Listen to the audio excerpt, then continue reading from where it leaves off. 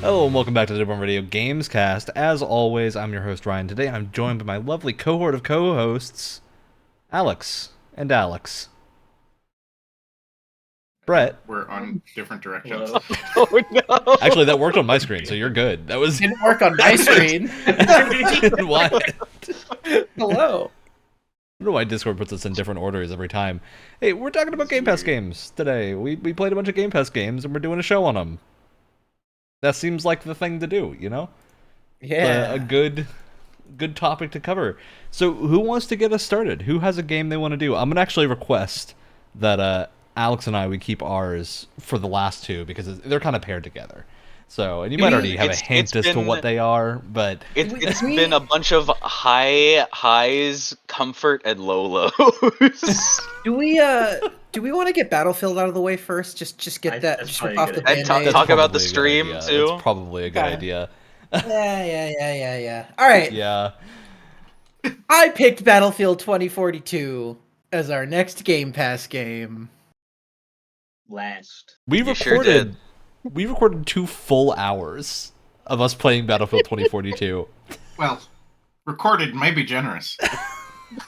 But for some reason, I don't Battlefield know. 2042 doesn't like OBS. Listen, we did everything We- that should have been asked of us, and it still didn't work. And then for a nice blast of nostalgia, we played just as much Halo Infinite right after. and then to make recorded that, ourselves and that was the better. episode that week instead. Almost a year almost 2 years to the day of that Yeah. happening last time. Yeah. that we played. Which I Battlefield. definitely planned. That was the whole reason I picked it. That was Of the course. plan for sure. No, okay. So, all right. I think I already said this when we attempted to stream it, but I'm just going to give the rundown real quick. Once again, I was doing some PC testing stuff on the new rig. I downloaded 2042 to try it, test it on my computer, see how it went. And then I ended up playing it for a lot longer than I thought because, and perhaps maybe this is just because of vastly lowered expectations, I actually had fun playing it that time. And so to make sure that I wasn't insane, I dragged the rest of you into hell with me because I was genuinely curious of what you guys think after however long it's been, 2 years of updates of them trying to revive this game from the 6-foot hole that they kicked it into. Because to be honest, outside of a lot of technical problems in attempts to try and get us into the game, once the game was actually running, I felt like I had a fair amount of fun with it, personally. You know, I think Well, don't forget also that one of us was spared from this because the maximum squad size is That's only true. 4 players in this The- Battlefield true. game. The maximum squad size was only 4 players, and also Well, my, the maximum my party graphics size. drivers. Can we Yeah, The can we actual sidetrack and in-game talk squad about size this is school more than for a 4. second? Can we talk about this? Anyone who plays PC games, it is a known fact. You gotta update your graphics driver. That is just a no-brainer. At least every Why- now and then. At least every now. Every now and then. Wyatt, until college, I did not grow up around other gamers. I don't know any of this. Neither did I. You don't see me making excuses for it. My thing was I don't blame you for not knowing to do that, but I know you played Baldur's Gate 3, and every time Yeah. you launch that game, it gives you a message that says, "Hey, your graphic drivers are out of date." And I clicked Please on it, update them. and I pressed the update, and it wouldn't update them, and it worked. So I clicked away, and it plays fine without them. I think Mine this is didn't play telling you fine everything without you them. need to know about how the rest of us feel about Battlefield 2042, and that every conversation about how hard it was to play it is more interesting. And I will note, Pretty Alex wasn't much. spared because we made him stick around for the full 2 hours. Yeah, he But wasn't fully to- spared. Yeah, he did Watching color you commentary. watching you guys was painful, but I did like in the sense of some of the gameplay. The gameplay did at points look like it was enjoyable, like you guys were having, like a time with it. I will Let's- say No, go for But it. I was having That I'm- fun doing color commentary in the announcer voice. I would say I was pretty much there right under Wyatt. I had a good time. It wasn't great. I don't think I'm going to play it again.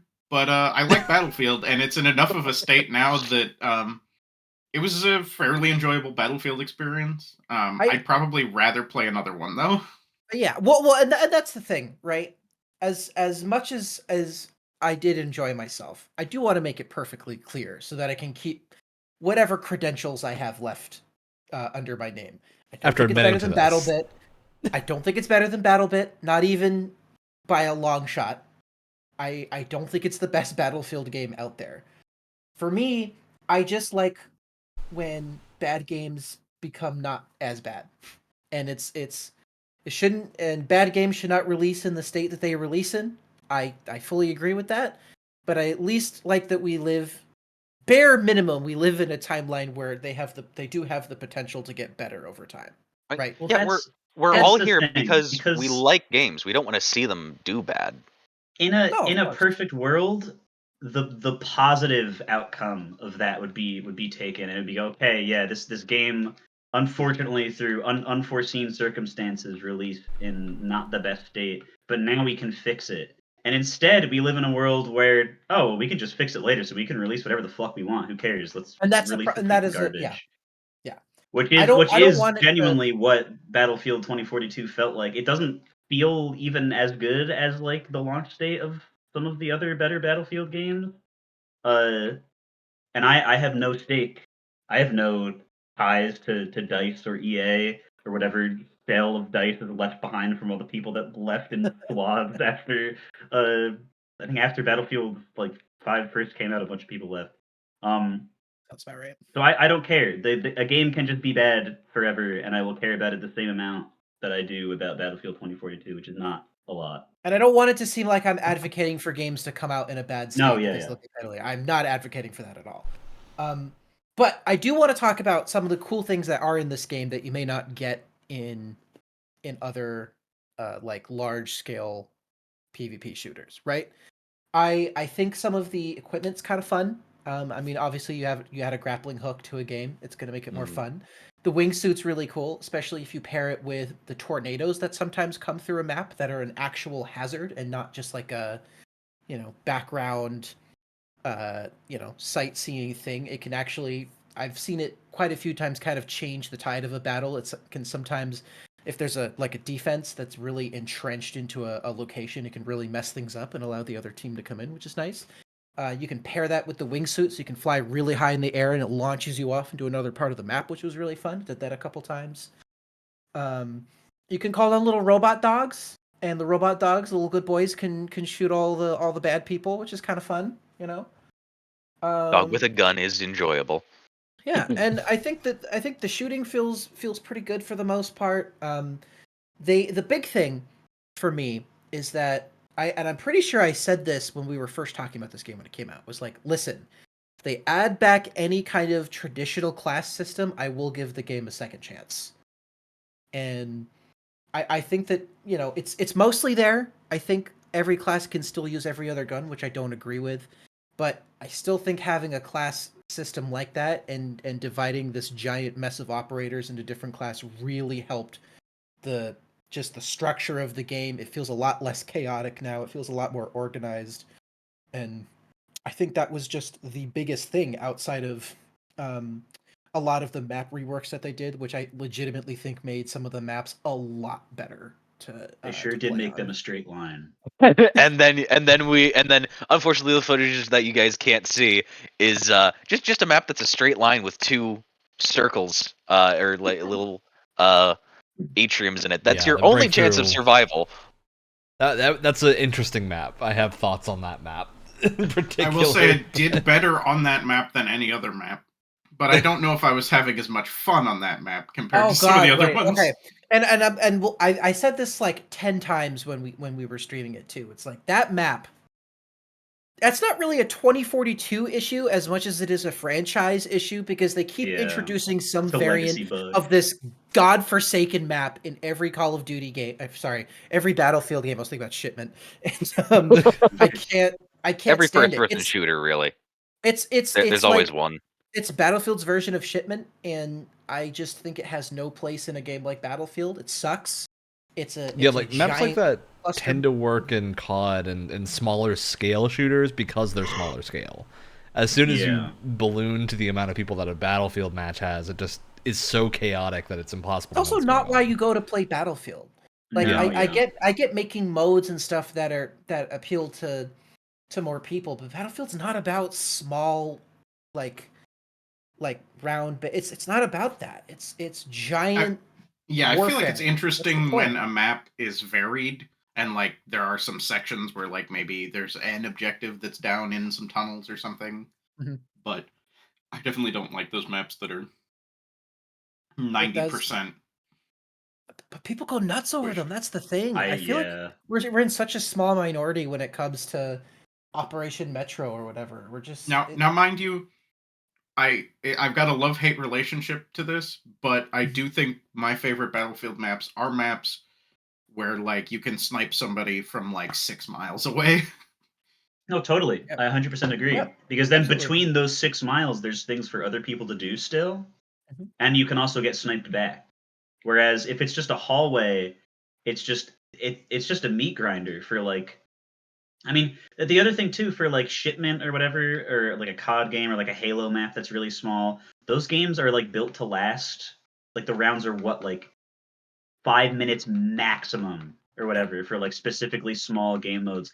Battlefield games are meant to last like 15, 20, 30 minutes if you're like really fighting over objectives. I mean, you think about Battlefield 1, a full operation is like over an hour. Those things are that's why you play those games. Holy shit. So and it's much awesome. Fun. It's awesome. It's so cool. Yeah. It was a real shame that that's the map that we started on. It did not set a good precedent for that afternoon. But I think there are a lot of cool maps. There's a map I thought we started on the... Yeah, that was our middle point. Oh, middle point. I thought we started on the rocket ship map, I think, right? Oh, we did. We started on the... That's my bad. No, it was the beach like barge with a bunch of shipment crates in the middle of like the dried up beach. Oh. Yeah. I mean that's an example of a map that was also a little bit tighter in but offered a lot more space. I kind of like that map because it was definitely better than it was better than Meat Grinder. But there are some maps that we didn't play on that are kind of fun. Like I said, there's one that takes place it's like a completely just like it's like in the Arctic, I think, and there's giant glaciers, and it basically creates these two at least it's in one section of the map, it creates these two giant levels, right? So you have a bunch of, and they're like the top level, it's on top of these giant glaciers. There's like tons of zip lines and stuff that are connecting them together.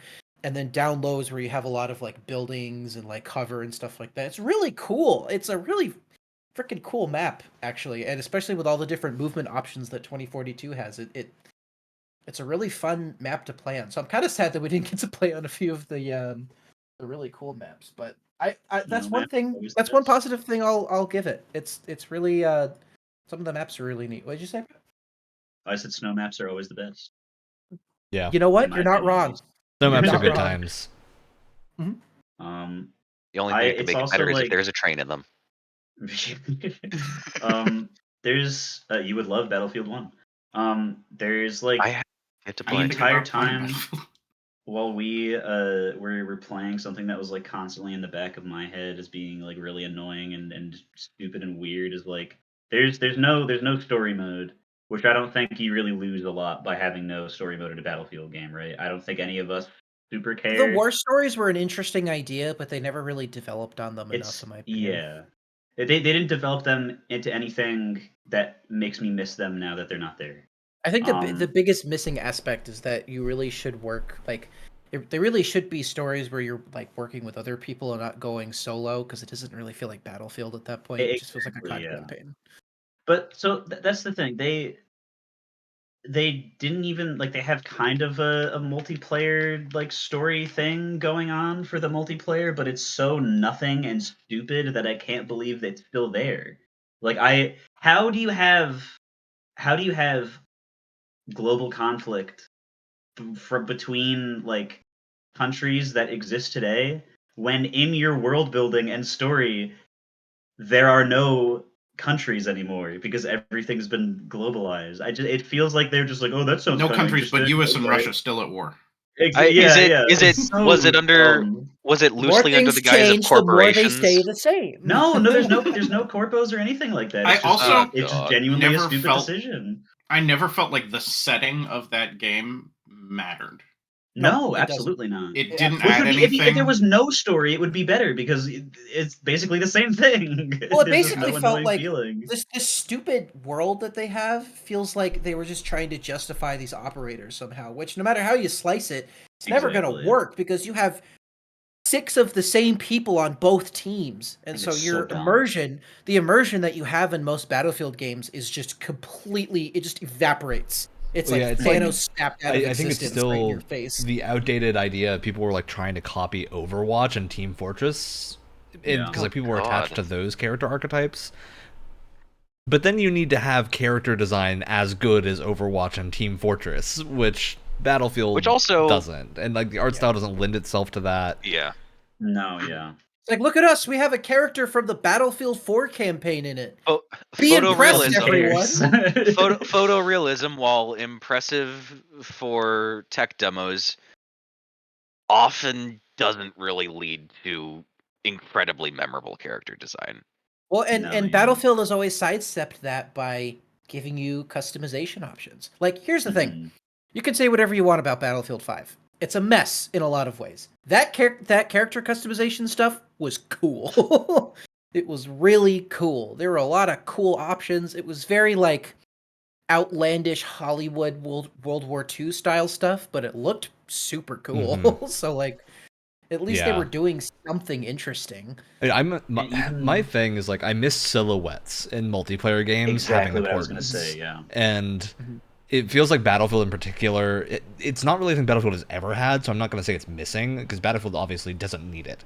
But as soon as they start trying to lean into this like operator mindset, then you do need that. You need people to be able to like, I need to recognize what the operator is before I see exactly what they're doing, so I have an idea of what they're capable of. And that's where like the interesting gameplay comes from in these team shooters. Yeah. Battlefield's not that. Like it shouldn't be that. So trying to be Well, that and- just means you're losing, because And let's Why not not? forget too, it's not that DICE has never done that before. I mean, you go Mhm. back and play Battlefront 2, right? Again, no matter what you have to say about that game, they at least made an attempt to have a different silhouette for each class, so you could still. But it's kinda also like tell- Battlefront 2 I has also- hero classes that do have like fully unique looks and whatnot that are recognizable Yeah. and solves the problem. So they're capable of it. especially I if you're gonna have a actually- near future setting, just go crazy, go Yeah, go and they- weird with it. I want to instead they see just that put spiky people in, sci-fi like- armor. Did they just put people in like windbreakers and things that you can just wear today? It's 2042, guys. it also- Come on. To me, it kind of, I don't know, bugged me. It didn't so much this time because they've kind of done away with the operators, or at least Kind of. de-emphasized the operators. Yeah. But I never played the game when it came out, but I played the beta. It kind of bugged me there that I was like, well, you're going in on these operators as like, oh, this is the new thing we're going to do. We're no more classes. We're doing these operators. Except the operators were just kind of the classes. Yeah, with like They were a little bit more more separated specialized. variety.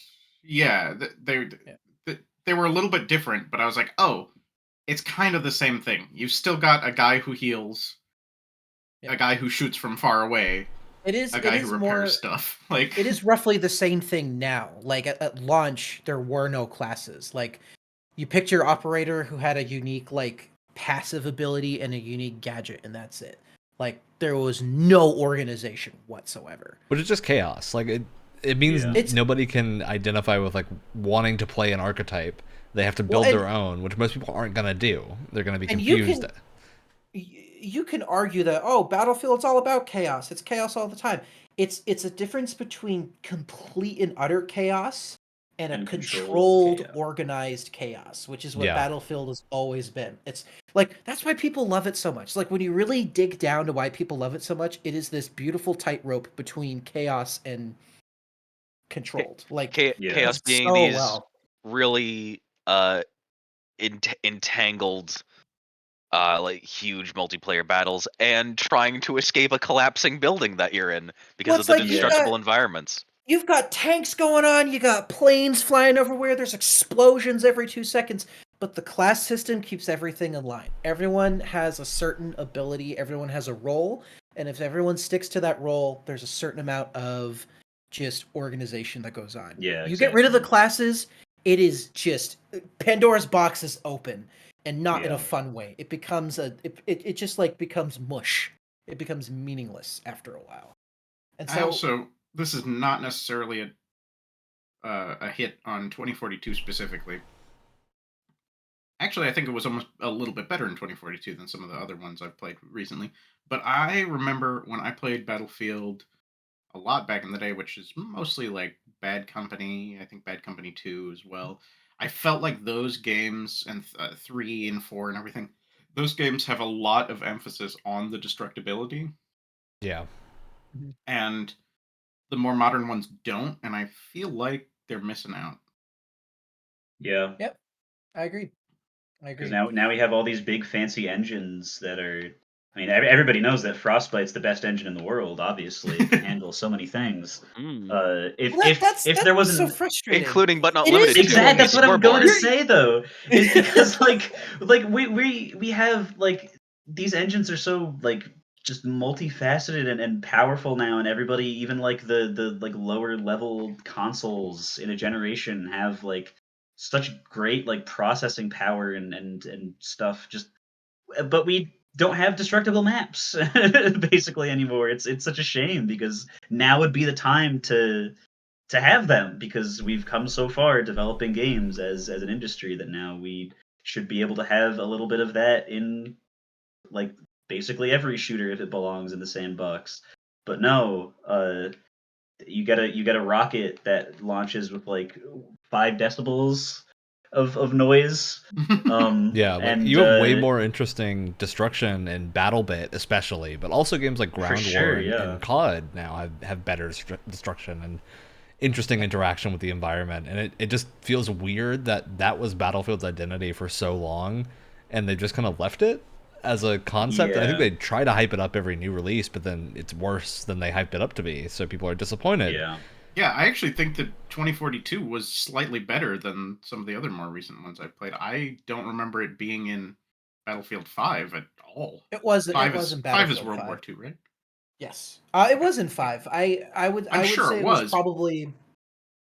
It wasn't. It wasn't because I think they relegated a lot of the destruction to a lot of the like buildable stuff. So like there are a So ton it of needed to be options things for you could building rebuild. sandbags, and that was actually kind of a cool idea that I wish they had kept. But you could build like sandbag forts and barbed wire and stuff, and they kind of Totally relegated forgot you the could. destruction.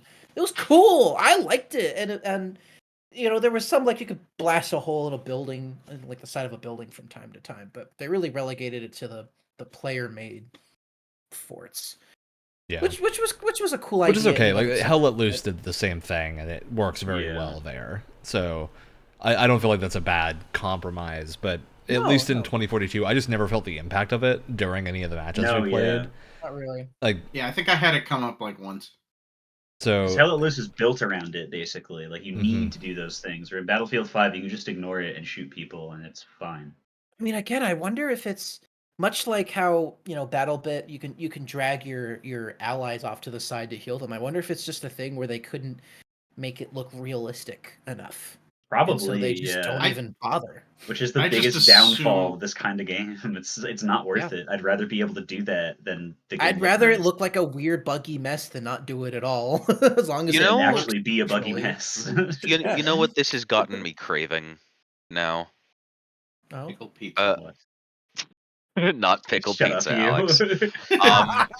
If I can find like a game that's a love letter to something like Red Faction Guerrilla and Crackdown. that really is Oh, with just all Red the- Faction yeah. Guerrilla. Yeah, maybe Teardown, but there's not a lot of games that really fulfill that destruction need anymore. Yeah. Yeah, I'm sure there will be more because they're getting more popular now with like Teardown doing really well. So, Mhm. yeah. Any final thoughts on Battlefield 2042? Is anyone planning to keep playing this at all, or are we all kind of Because I don't think we had a uninstalled it bad already. time. I think we were all just kind of it's like, fine. there are I better think things most of to this will go play. back to Yeah, Battle. it truly, I believe our sanity was definitely kept in check by having the rest of us in call with each other. If we were to do this alone, I'm sure it would be a drastic blow to each and every one of our psyches. I mean, I did play a bunch of this solo before I even recommended it, and I still had a decent enough time with it. I don't know. Maybe doing this was a giant waste of all of our time, and I understand. But I think what I learned, Wyatt, is that as soon as we went to go play Halo Infinite afterwards, we had so much more, you could even say infinitely more fun, that I feel like my think need us- for Battlefield is... Wow, that's your one, Alex. Yeah, there you go. It was a good one. It was a good one, but that is your one. But that's your one. I think us playing Battlefield 2042 has turned into an endorsement of, hey, look how much better Halo Infinite's gotten recently. Yeah, you're done with Halo Infinite That afterwards. is like the case of a multiplayer shooter being like going from like nothing to something. It's not. They're still not don't done think yet. it's, like, They should keep going, but they they're should doing a keep good going, job. but They're doing it's great. like Well, you know, it'll be a whereas decade Battlefield before they make another.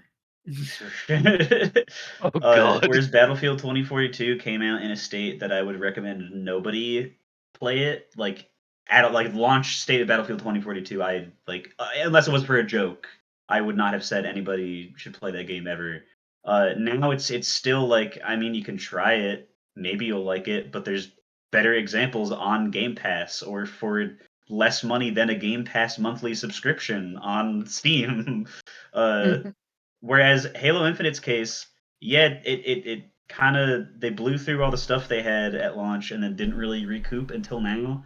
But it's free and there's stuff in the game now, and it's not a buggy like pile of garbage that's gonna blow up your recording setup and They actually fixed Oh the my fire. god, team. that's right. Which is, we haven't even covered the whole issue with the recording setup thing. Battlefield just doesn't play nice with OBS on certain encoders. We recorded 2 full hours of footage. Alex was color commentating the whole thing while the rest of us were playing. And we have about 30 minutes of audio from that is functional because it was encoding so far behind. Oh god. That it was like, it would encode a second of footage every like 4 seconds. So we have the first 30 minutes of audio, but The real battle in Battlefield was trying to get it to record properly. Yeah, and I know it was not a recording didn't problem know. because we went and recorded Halo Infinite afterwards. We and it was didn't totally know fine. until, because my game, every time we got out of a match, if I didn't immediately exit to the main menu, would crash. Yeah. Or well, it wouldn't crash; it would just get stuck. I'd just be at a black screen. Yep. And I'm like out here desperately logging in another time, and Ryan goes, "Oh, my game's crashed" or something, and I was like, "Oh." No, I got the same right. thing you had, so I had to close the Yeah. game, which meant I I was had to like, go okay, to OBS to feel re-hook it up pain. and saw it. And I was like, oh, well. And that was that's 2 hours in. Yeah. So, I don't know. It's not like I'd actively recommend against playing it right now. It's just a case of, I think you have better options. Only if you have Game Pass. Just why would Don't you? buy it. Yeah, Don't if buy you it. don't have to Certainly pay don't money buy for it, you can try it out and make your own opinions, but... I think There's I'm just also gonna go a play lot better Battlefield 1. uses. There's also a lot better uses for space on your computer.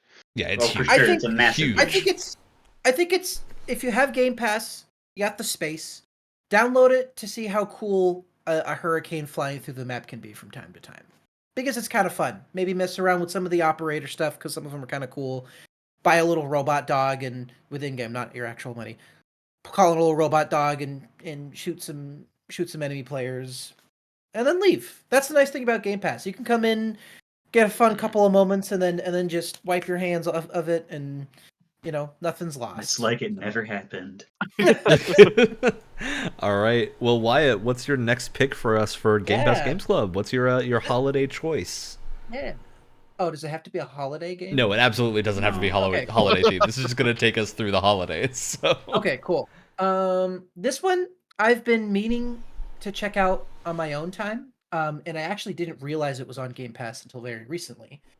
I don't know if I'm gonna like it, but that's kind of the point of this show, at least for me, is to try new stuff. My next game is Mountain Blade 2 Bannerlord. Ooh, fun pick. I'm excited. I'm in a medieval mood, so I like me some swords. So The great thing with doing it for Game Pass means we might have a good time setting up a multiplayer fight. We can do the actual multiplayer. Oh my Um, I god. didn't know that was a thing. Yeah, you can do multiplayer where you all have like a legion and you command them against other players. It'd be fun to try out. All right, Brett, I think you are forced to be next. Which is Because we're fine. I figured avoiding- as much. I have a lot to say. Alex Well, I was is a maniac. yeah. Brett, I, what I, give us I the was gonna rundown. say this may be my game that I picked, but Alex has played more of it than any of us will for the foreseeable We've future. turned him. Y'all have Um, turned him into a Souls-like fan. It is know, a yeah. problem, and I still deny being a Souls-like enjoyer. Though a lot It's less okay. right Can now. you? Is that even Evidence possible? is against you.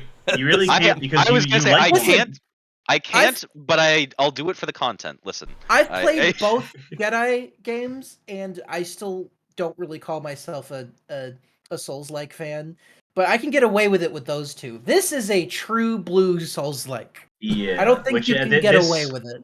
This being Lies of P, and the reason that we're so set on this being True Blue Souls like is because it's probably the best indie Souls like. It doesn't even really feel like an indie game. If While you you're slap playing FromSoft's it. name on this, you would think it was From Software. Maybe it like changed Yeah, like, one or it two was of the just- character designs, but Yeah, like you just think it was like the B team or something, like the same team that developed Dark Souls 2 or whatever. They had this cooking while Armored Core 6 was coming out. Although or this is whatever. better received than Dark Souls 2.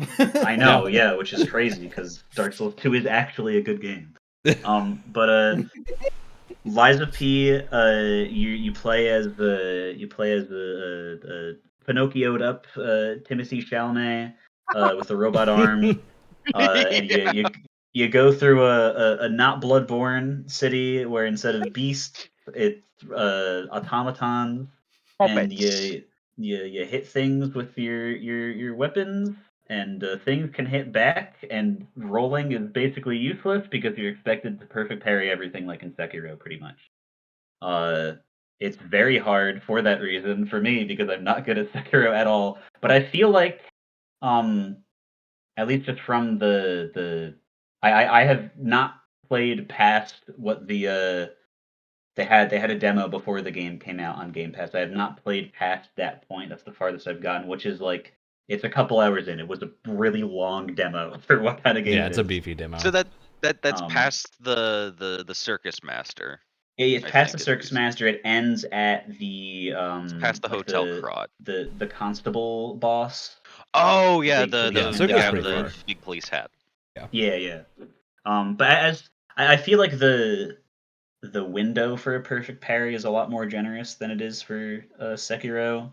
At least I don't know if it changes with different like. Yeah, so I can weapons you talk have about it it. with. The parry system here is really interesting because being another Souls-like enjoyer, I think the things that Lies of P does are very interesting just from like a gameplay perspective. Of a lot of people say this is a lot harder than most of the Souls games. Like there are people having a lot of difficulty with this, and I was one of them for a while. Part of that is that the parry is not like Sekiro. You can tap the button. You don't need to hold the Yeah. button. You can tap it. Lies of P, you have to hold it. Your parry won't Yeah. go through if you're not actively holding the button. So you have to get used to this idea of like if you're going to go for a parry, you need to commit, and at least you'll block it if you don't get the perfect parry, or you need to like full dodge, like just run away and get away from the hit at all, which is really interesting. It's an interesting flow to combat that is like somewhere in between Bloodborne and Sekiro. Yeah. You've had to remind me of that several times when I was playing. It's Well, 'cause yeah, if you yeah. don't know, because the game doesn't tell you this. Like you would have to feel it out. Yeah, and the only real it's- way to do that is to have already played Sekiro or Bloodborne or something. Yeah. So, yeah, it's hard. It's hard to get used to. This is a hard game. I never got used to it. I'd say I can reliably do it about 60 to 65% of the time, and it yeah, feels That's they about give what it feels you like. so satisfying to perfect. Like, parry. the first, that's part of the um, drug. sort of like mad stalker you fight in the factory is a good test of parrying. Of like if you get to that point and you want to beat that like optional guy, you will have to know how to parry because otherwise you're just gonna be taking so Oh, much the guy in the damage. mouse. Yeah, the Yeah, guy in yeah. the mouse. I'm just like, oh, So- this is the guy who teaches you how to perfect parry. Yes. This may be a Soulsborne thing, Souls-like thing that I'm not used to, but I had a really hard time with when an enemy was like shining red, you basically had to parry it. In Mhm. so many other melee games that I play, if they like shine red like that, you have to It means get dodge. away. Yeah. Yeah. I Yeah, like yeah. There are that instances in a that lot took of my them where a you long time can for my get far brain enough to away from them Yeah, to so avoid the most attack. of those are actually avoidable if you get far enough away, but the game is not consistent with that. Where like the warning they show you the Yeah. first time that pops up is don't dodge. They say like don't dodge, perfect parry. And the problem is that those red attacks do so much damage. They are by far like many of them will near one shot you. So if you miss a perfect parry, and because they only work on a perfect parry if you're blocking, if you just regularly block, it's not going to do anything. So you have to hit Yeah. that perfect parry window, or you have to get away. And if they don't one shot you, then they're gonna knock you down long enough for the boss to just pull a combo you've never seen out of its ass before, Yeah. and Yeah. continue Let's talk about Foco just for a tear second. you Let's talk apart about while Foco you're on for the a second, ground. Alex, because I like Foco as a boss fight, yeah. but Foco had one set of moves where if you got hit by one thing, you would be stun you were locked until done. dead. Yeah. It was relatively easily avoidable, so I'm not that mad, but it is just like Was that the charge into the wall that got you? Or no, was for that me it was the when he pulls out the fire? combo. If you get hit by the first hit of that combo, you can't get out of it, and if you don't Oh, have his enough spin. vitality, it's a full kill. It just full Oh, kills you. my favorite. I remember going on a huge rant about that in Armored Core 6, Ryan. Yeah, like I have On that. a huge problem with Souls like that do that, or any game that does that really, because it's just not fun if you get hit by Yeah, one it's thing and then annoying. full die. At least Foco, it's relatively easy to once you've seen it once or twice, you know how to avoid it, and the walk back is not far. It's a super easy walk back. Yeah, I- I feel like the level organization too is pretty That's yeah. nice as far as it comes with checkpointing for Lies of P. Yeah. why why I okay. Why is it in every single Souls game or any Souls like? Why do they always put enemies behind corners Because and it's doorways funny. and shit? It's Because that's part of the genre. stupid. I'm It's By funny, sorry. Wyatt. It's this You dumb. fall point, for it once, and then you know they're and there. then you learn to It's look out cheap. for it. I don't like it. You But learn to it's look only out cheap for it. one time. That's It's you cheap. learn your lesson and you move on. Yeah, they No, they but pull it once, and then you know that it's something that they're going to pull, and it makes you more aware of it. It forces you to look around your environment and like, okay, there's a corner there I could see coming up. I'm gonna go peek around with the camera to see if there's actually a guy over there. Most of the time, after the first one, there will never be one ever That- again, and they will and have had it you keeps you on by your the balls for the whole game. I will say it keeps you on your toes. That's why it's so much funnier because you're just paranoid about it for the entire game. It's like, Yeah, "Oop." yeah. Which is I also will why say the third person camera is so helpful in that. It feeds into your Mhm. paranoia. I will say I think this game isn't nearly as bad with it because they place enemies in a way where it's a lot easier to see them like Really, I was gonna before say you're I in think their Lies of aggro. Peace has some of the nastier ones. That At they least in throw the at time that you. I played, they're placed in a way where like you can still kind of see them if you walk through I- a doorway and you have a bit of time to I will say when you guys get back to when you guys get to Krot Central Station, it comes back in a force in that area. Yeah, I Oh remember some my of them god. being in like the clock tower being particularly mean. Of like something would be on a thing and then knock you off and you'd fall down and then die. And I'm like, that's The mean. clock tower. The clock tower is like the most negative part I have to say about this game is, and so far I have only encountered this in the clock tower. Any other place or the church clock tower Yeah. area, I every other place where there's like above ground platforming, you have so much more space to work with. It's much more forgiving. Yeah, it They also do Lies not of P repeat those doesn't have a mistakes jump again. button. So this is not yeah. like Elden Ring where you actually have Yeah. an easy jump where you can do But- jumping puzzles and not have it be hard. But it's you in the clock tower, the church like belfry level. It is, I think, 3 or 4, maybe like 5 different floors of platforming on like these incredibly thin wooden bars, as there are enemies that can hurl staggering AoEs at you, spit things, enemies that charge at you and knock you back. It is hell, and it's some of the jankiest platforming I've seen. And it's like there's always Souls like always have that at least that one section that in my words to Ryan I have described as so infuriating it makes me want to rip half of my teeth out with needles, break the other half trying to eat them, and then shit blood. I can't disagree with the clock tower section because I think that is probably my low point of the game, is that one area, because it looks so cool, but it's just such a pain to get around because you don't have access to like an easy jump or something.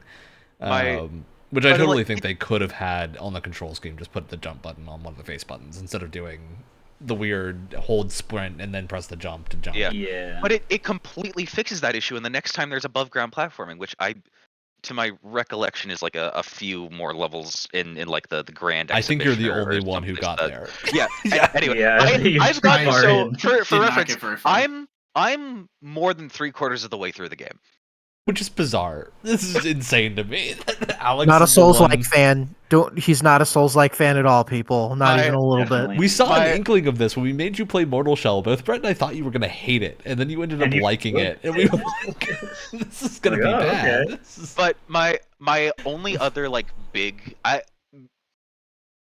my problem with a lot of like Souls like and things like that I've played, because I've played Dark Souls 1 Remastered.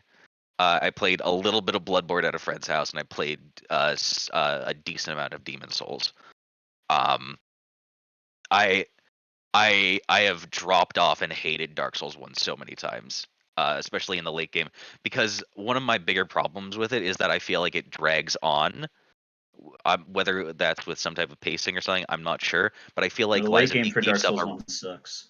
I feel like Liza P keeps up a really nice pacing throughout the game. It also has a more direct story. Like Liza P has yeah, a more absolutely. easy to follow story going on. That's I- that's one of the. Oh, you can And- go, Alex. And after I was kind of switching topic. It was about Liza P, okay. of course, but go ahead. I was that's one of the things that I wanted to say, is that this game doesn't like.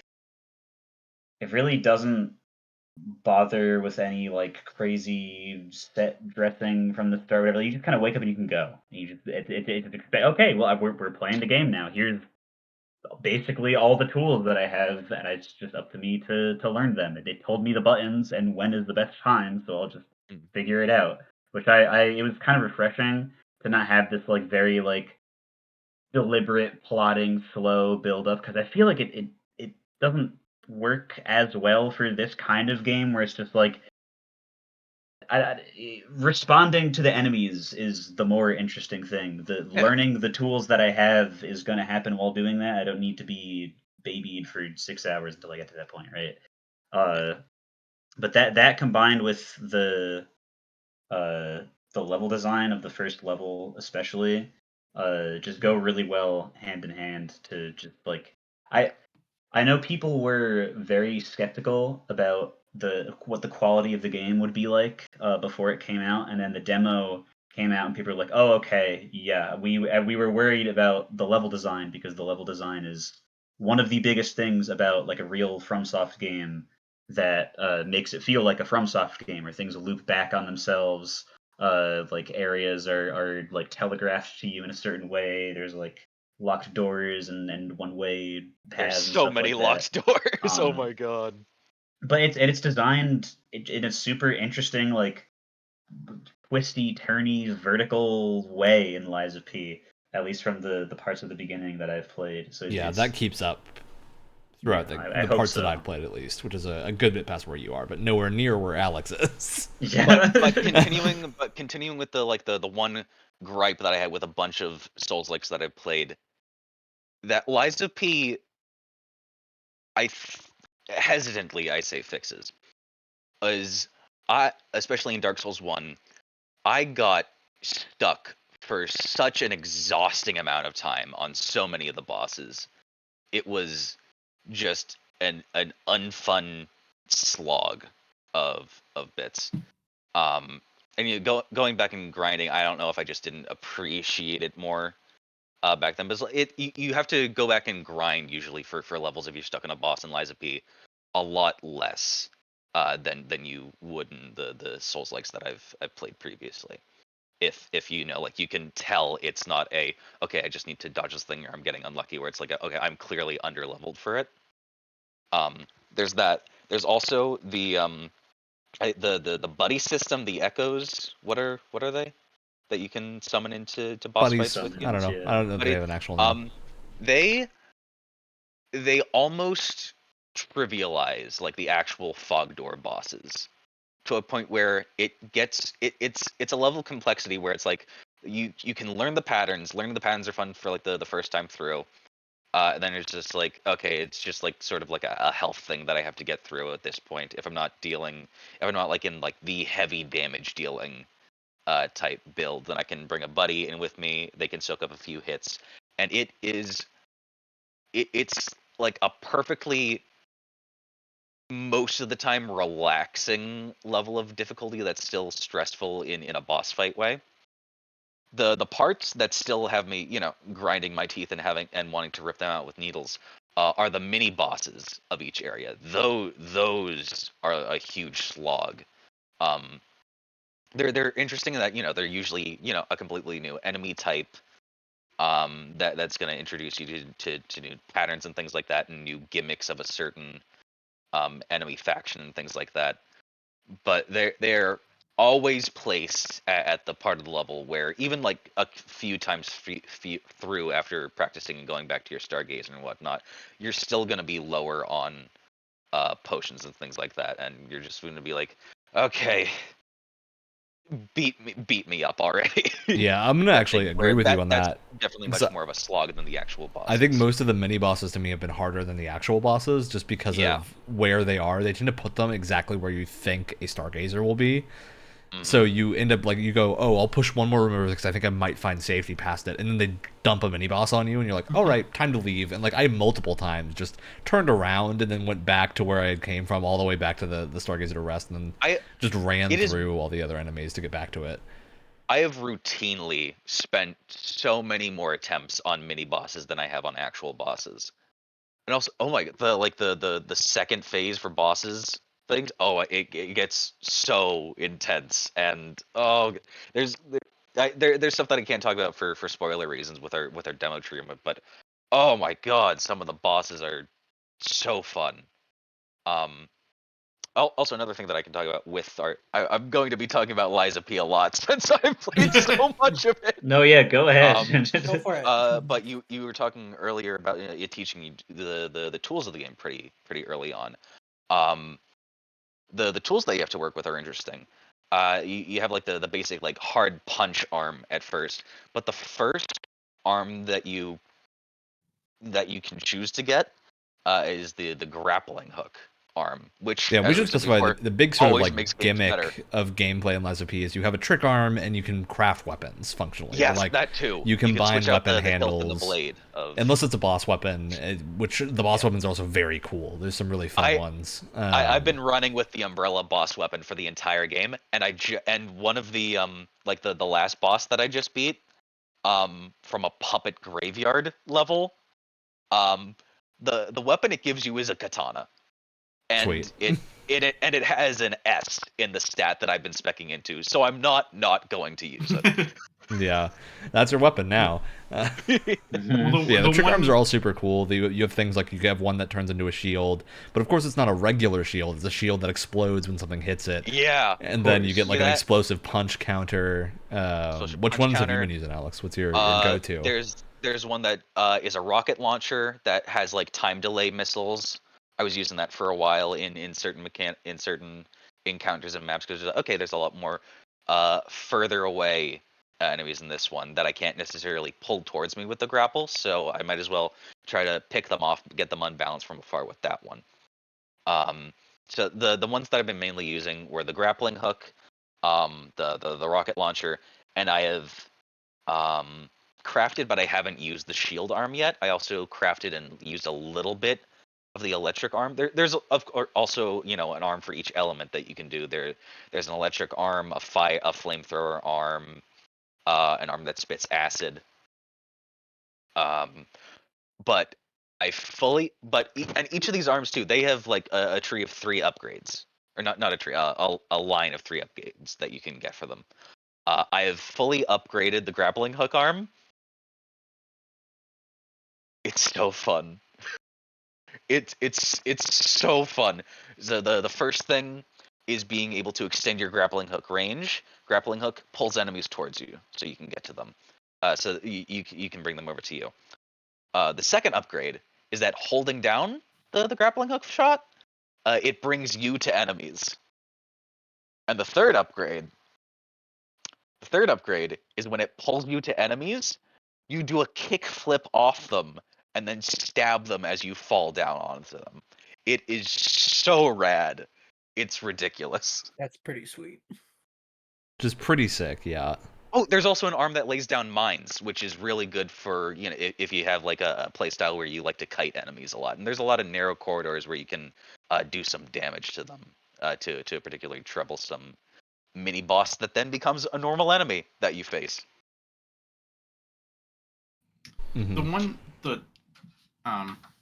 While I have a sec here, the one thing I wanted to mention, I didn't get super far in this game to have lengthy discussion like Alex did, but the one thing that struck me about it was that I really liked some of the visual design on some of the enemies. Mm-hmm. I find some of the real basic ones a little bit boring, but like some of the more mini boss or boss designs with their like sort of industrial machinery and whatnot, I thought was fun. Yeah, I don't know. I think clearly Lies of went P hard. just it has a really good combination of aesthetic, gameplay, and like design that isn't just copying Souls-likes, but doing something unique with the Souls-like formula, Yeah. which I think is often where games fall flat, is they just don't agree. do a unique thing. There's also, of course, there's also, not getting into this, but there are, like many Souls-like, multiple endings that you can do through dialogue decisions in this game, where it gives you a choice between either telling the truth or lying. A very recurrent theme, especially for a Pinocchio game. That's I very would interesting. I'm kind of I- a Pinocchio hater, so imagine.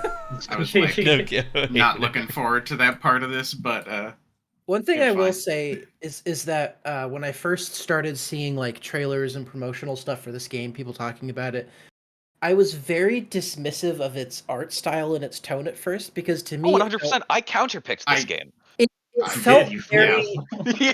I Yeah. thought it looked like crap. Well, it honestly. felt very. Do you remember that era in Hollywood where they would take a fairy tale and then try and make it this like The Brothers Grimm fantasy type epic, stuff. very Yeah. like Mhm. very just not. It was just junk, and that's exactly what it looked like. And I was like, Hansel oh, and Gretel God, Witch Hunters. what the hell is this? Wasn't Hey, there a Snow White? one around honestly, that era, okay, too? Hansel and Gretel Witch Hunters is like B-movie fun.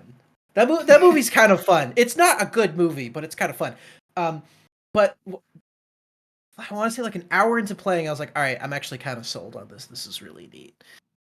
Will I you will be say playing more that in the future? I need someone to talk to about this, Wyatt. they went like all in and they didn't really like back out or anything because that's what a lot of like those like hardcore fantasy adaptations do is that they try and like pull away from the source material as much as possible. I feel like this one really embraced it. Oh yeah, which I kind of if you loved. have read the original Pinocchio story, It's a twisted story. Like if you have read the original story, it gives away some of the plot, and then there's also like really interesting twists on how the story goes and things like that, and takes on but it if I'm sticks to the source material in a really cool way.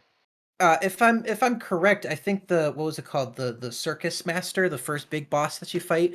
Yeah. It's kind of supposed to be the what the heck is his name? The like circus guy that kind of brings Pinocchio around. Yeah.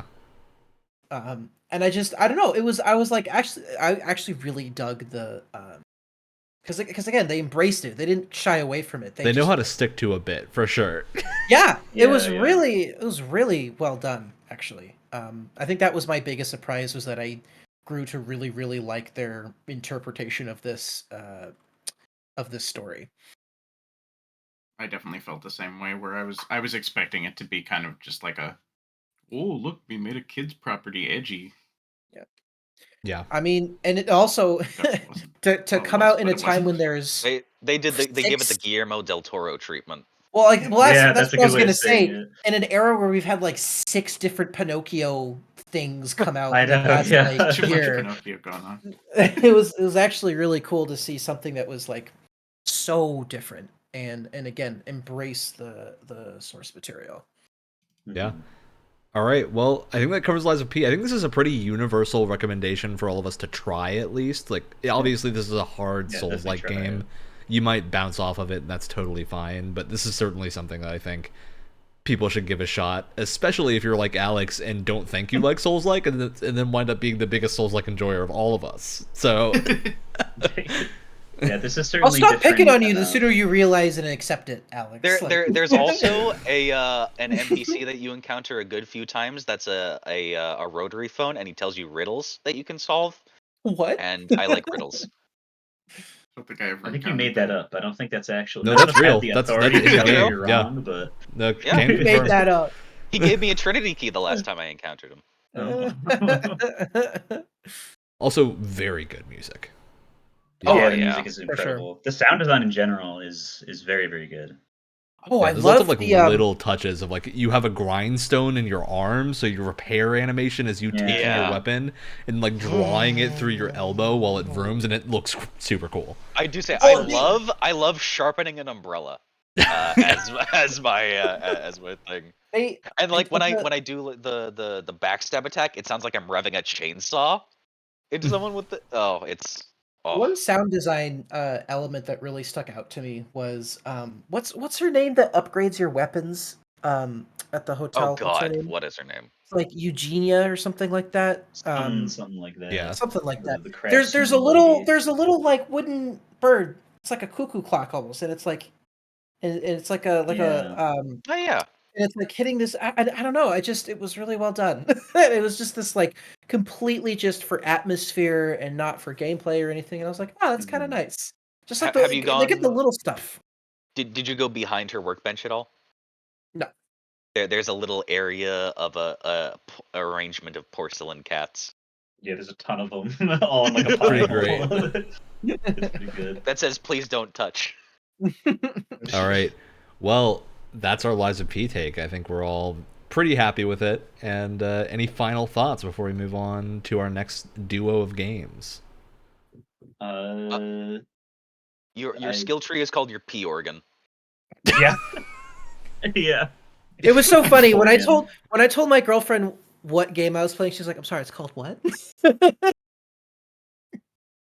She would not If you stop can making get fun past of the that. name. Right, Listen, put listen, this my on girlfriend- Game. On Apple Podcasts, if we're talking about P organs. Yeah. You know, I'm gonna have to be careful. Until you asked that question, I wasn't thinking about it. But now, yeah. I guess I'll say my next game. I'm sorry if you were going to say this, Alex, but I'm going to say Solar Ash because I've been wanting other people to, All right. to play it. I'm Yeah. perfectly happy with that. In a love rare that twist of game. fate, Brett and I have played this game, and no one. I know, yeah. Because I think I bugged you to play it because I really Yeah. enjoyed it. Yeah, and it's cool. Yeah. This is another one of those cases where I'm just curious to see what everybody else thinks because I think I may have 100%ed it on the PS4. Oh my God. I never I really finished liked it. I Well, never finished how- it, which is a shame. but- How far would you with that? How far would you say like our usual demo treatment would get us into the game? How long of a runtime did you encounter? That would be a For- fair summation of it, I think. Yeah, like First you couple you hours. definitely get all the mechanics because it's not like Yeah. a kind of game where it's not like an RPG where you Introducing unlock more new things. shit in the They- last they third of the really- game. Yeah, What they do is they really mess with the level design rather than what your Exactly. character can do. exactly. All right. Well, I'm going to bounce us over to Alex for our next game. Alex, what did you pick this time? The third game in the series, after hearing Wyatt give our sentence onto us with 2042, I You and I picked decided comfort games. Yeah. yeah, Ryan and I both picked comfort games. I picked The Elder Scrolls 3 Morrowind for us to play, which might not be a comfort game to, for a lot of people. For anyone else. How- I was for- going to for- say. for I how was gonna interested ask. You are in, I was in gonna how ask. hardcore of an RPG elements person you are. Sorry, Brett, you were going to say? I think Brett's just stunned by the Morrowindness of all of this. I'll say I've never played. The only Elder Scrolls games I have played before this were Skyrim and some of Elder Scrolls Online. So Skyrim was the first one I played, and then Oblivion, and then Elder Scrolls Online for a little bit, and then more. I have vague memories of trying Morrowind as a small child and not understanding what the heck was going on. Was it better this time? That's understandable. Well, I mean, I understood what was going on. You know, I understood what was happening. This is something I've teased you a little bit about before. Okay. How you like that dice roll combat, Wyatt? Oh, brother. I feel like this is going to be the biggest contentious moment here. So everyone knows. I don't think we need to give Morrowind an introduction, right? Like everyone has heard of Morrowind, or it is through the like the grapevine. first. It's after Daggerfall. It was the. I'd say it's more widely known than Daggerfall. Yeah, I'd say this is like the first true classic AAA first-person RPG. It's also the first true 3D as well, because the last one was sprites before. This is, they're breaking into it. It's 2002. We got those crunchy graphics as like a setup for this. Yeah, we got those crunchy graphics. That draw distance. This was when the series before Oblivion. This was when the series was still designed around PC, so you got these really these MMO-esque menus to work around that are very customizable too, which was the menus. I think were the hardest thing for me. Really? But it's getting used to what buttons opened and closed menus. The right-click menu probably. It took me way too long to get to the I don't know what you're talking about, Alex. I love space as interact and E is jump. Default control scheme is whack. It is, and it's dumb. I kind of like space as interact. It's dumb. But so the setup for this was Bethesda was in a rough place financially, and they're like, okay, we need to make this count. They didn't have like a huge team working on Morrowind. In my eyes, at least, this is when Bethesda was able to put this is the game that Bethesda has still to this day put the most passion they ever had into making a game. Mm-hmm. Yeah, this is really interesting to me because Morrowind is a game that I have some nostalgia from, because I remember my earliest video game memories, and this is really gonna date me, so if you feel old after this, I'm sorry. Was watching my dad play Morrowind, but they're not big, fully formed memories because I was very little at the time my dad was playing Morrowind. Yeah, this came out in 2002. I'm pretty sure the majority of us were 3 years old. Yeah, I was 4. Really? So not a big kid then, so I didn't really understand what was going on, but it looked fun. So I would sit and watch him play Morrowind for hours. Yeah, and I got used to doing that. So I had nostalgia of that, but I had never played Morrowind until college. Actually played it. I had played it obviously before we did this episode since then, but it's really interesting, I think, because I had a similar experience to Alex, where you kind of played things in reverse order. Yeah. Other Alex, Alex Prime. I mean, I also played them in reverse order. I guess we all have had a similar experience, right? Of my first Elder Scrolls was Oblivion, and that's the one that I have the most nostalgia for. But after that, I played a ton of Skyrim, and so I was very familiar with those two, but way less so with Morrowind. And so jumping back in and playing it on modern stuff with hardware that works and feeling through the game is a very weird time, because you're seeing so many old school design choices that are combined with just really, really well designed content. Yeah, which is super interesting, because it's a game that is not, it doesn't hold your hand at all. It tells you where to go, and then you go there and you have to figure it out, because your map doesn't mark anything, so you better know where you're going. And you do have a good journal. With the beginning of the feeling for Elder Scrolls games being exploration as one of the big Bethesda keystones for their games, or what they wanted to say for their games. Somewhat of a knock on Starfield right now, but exploration, I think, was done phenomenally well for people who like are really into that and charting their own course, and like map geek-esque people in Morrowind, because you don't have waypoint things, or like, you know, the compass direction constantly pointing you in the way to the quest. What you have is really good writing, because there wasn't a lot of voice acting, so they could write a lot more for things. They could get really descriptive with things. They could tell you, okay, you're at this part of the city, you're looking for this person. Yeah, you go down 3 blocks, take a right. If you hit the skooma addict, you've gone too far.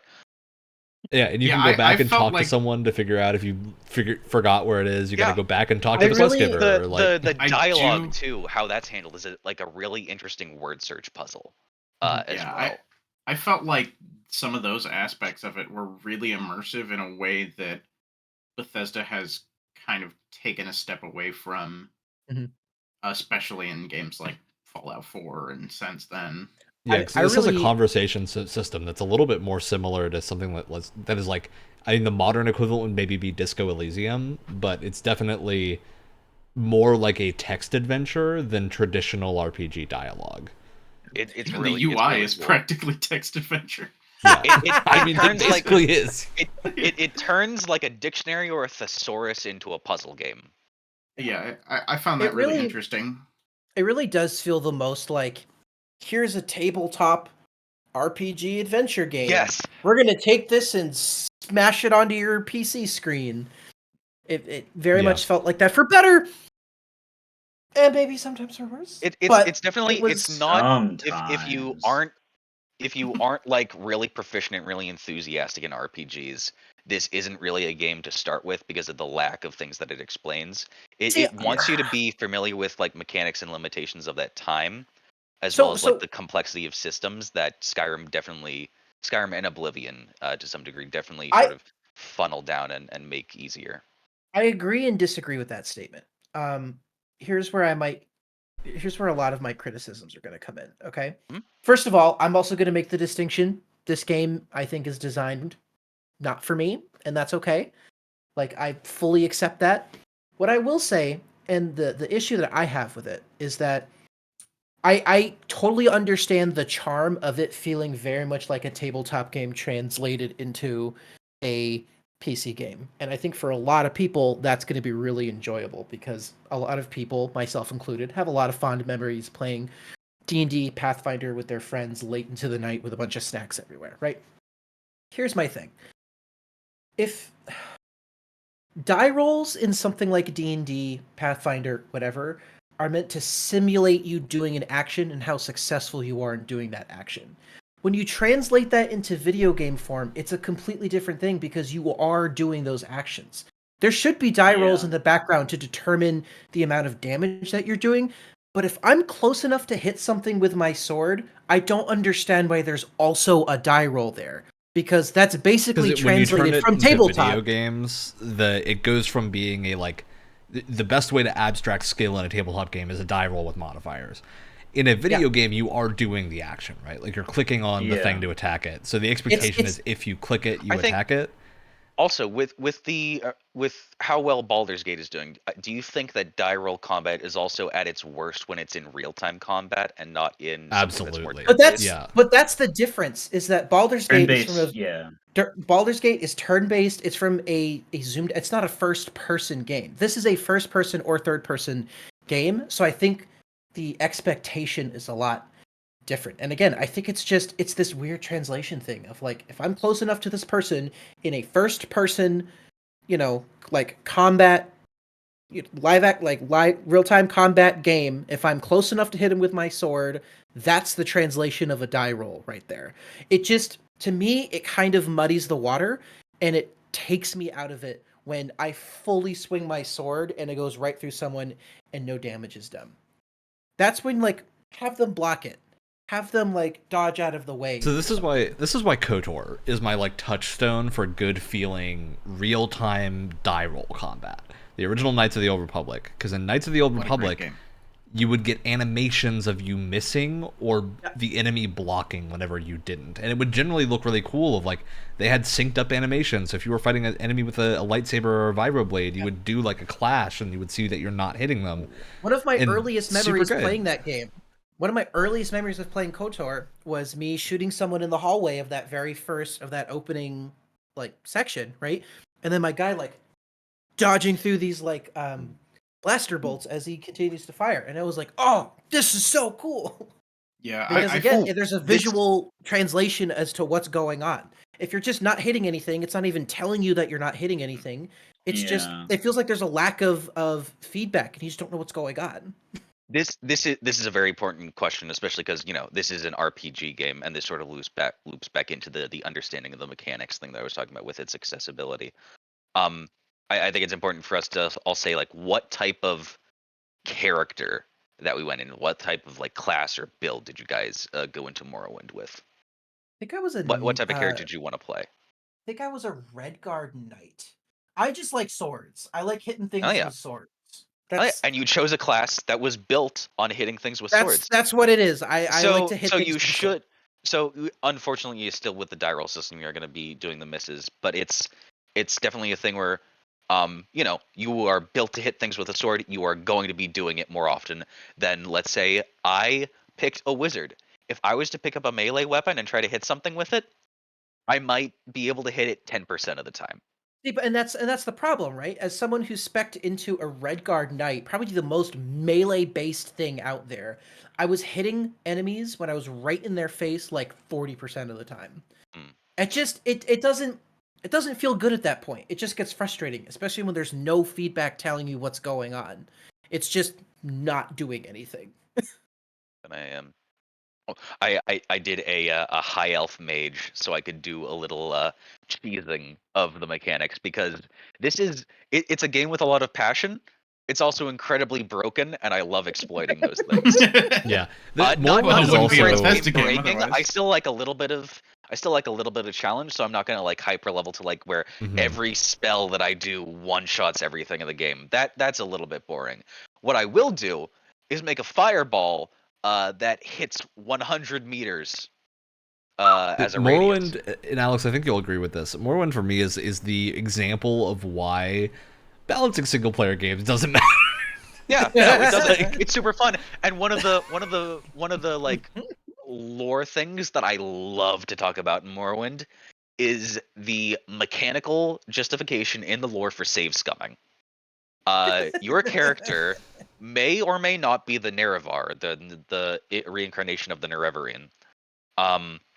You at the end of the game, you can, and throughout several points, you can just fully choose to deny if you are them or not. It's like, nah, I was playing along with the government scheme that I'm trying to pull over on you guys. I'm just a random dude, type things. Or yes, I am the chosen one. I will unite the people of the Ashlands. But the save scumming mechanic bit, the Nerevar is in tune with a force called the chime, or the chime, or the chim. I will continue to pronounce it a different way each time I talk about it because I am not sure.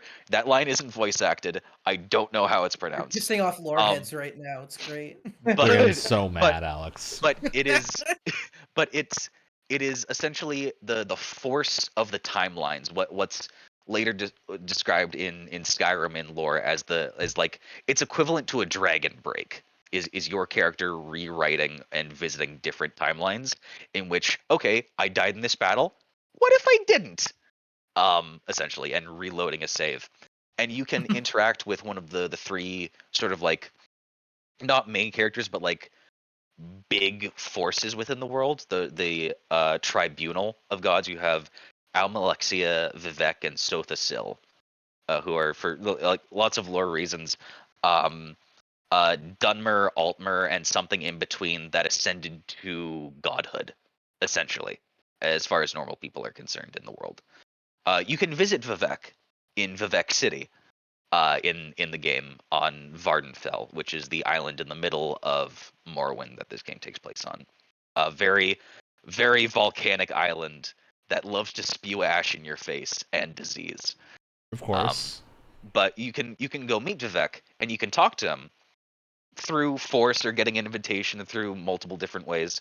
And you can try to start a fight with him either physically or verbally, and he will refuse to fight you because he is like the warrior poet god. He sees and acknowledges that you have power over this Chaiman. I knew I'd find a different way to pronounce it that time. And he says, no, why would I fight you if, even if I kill you in this reality, you will come back again and you will kill me. This is a lose-lose battle for me. I choose not to participate. Type deal going on. Yeah, which is super interesting. And I also want to just give Morrowind a lot of credit for the sandbox nature of it. I think this is like by far the most sandboxy thing that Bethesda has put out. It's the Elder Scrolls game with flight in it, and that plays into so many optional things in dungeons. Like there are so many like different dungeons and caves that you can explore where looking up reveals like a whole new path and things like that. There's so many like hidden alcoves and a bunch There's of a lot of dungeons or verticality in secret Morrowind. paths or things that you can go over. You can just completely avoid traps by flying over them. It's such a fun thing. And then unfortunately because of how cities are loaded in different like loading areas in games after that they have the lore reason that flight is outlawed, unfortunately for magic use. Yeah, I don't think that has to do with how cities are loaded. I bet it's level design. God, that's like Probably saying that that there's too. mechs in the world and then not putting mechs in them. God, the nerve, the nerve. It's still stupid. I still don't care. I really was struck playing Morrowind for the first time. How? What class did you play? What character did you make? I made a Khajiit warrior. I'm I Alex, didn't really 25, Khajiit warrior.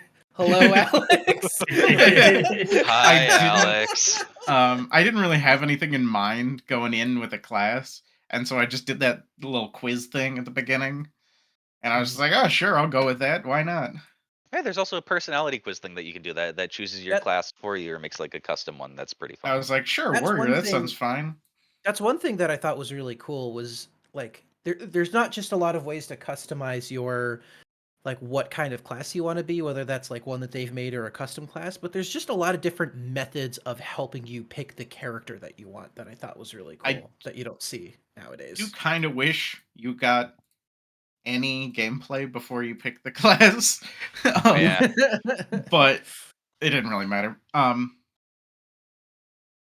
The punishing bit with the necessary familiarity with the mechanics and stuff like that Oh. at the time. Well, what like almost immediately struck me, and I've seen Morrowind before, so this wasn't entirely new, but what I really like about it over some of the other Elder Scrolls games, which I'm once again I'm feeling like I'm a hater tonight. Not a big Skyrim fan. So I was kind of coming in with a not a big fan of Elder Scrolls opinion, but I really like some of the like world design going on in Morrowind. It's so much more unique than it's completely alien to like any culture we have. It's such like a cool Martian aesthetic. The Silk Almost. Striders as a means of fast travel is one of just the most interesting. That's Yeah. true. lore Mechanically, no explanations fast for travel fast besides travel. the bug bus. Yeah, And it's but super it's super interesting how like they're controlled too, how we basically have to have access to their like inner body, like outside of the shell in order to control them and stuff, which is really interesting. I just think that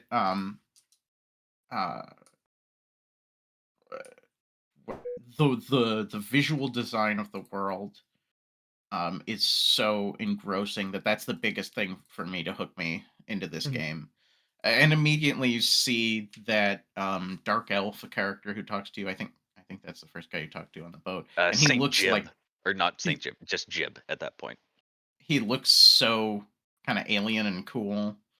I really kind of like, despite the designs being really kind of dated and chunky, I feel like some of the designs in that game are more unique than they are in the more recent Elder Scrolls games. Yeah, like I think there's a reason that indie devs doing first-person Kingsfield likes tend to go for a Morrowind-esque art style, or early Kingsfield art style, because it works. It's easy to make, but it also looks good enough for most things to get the point across.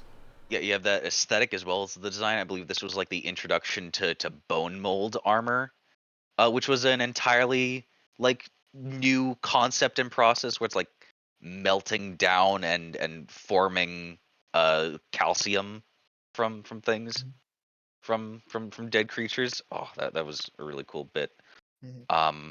Is that there was also it's like really cool bit on it's really cool bit on Daedric armor as well.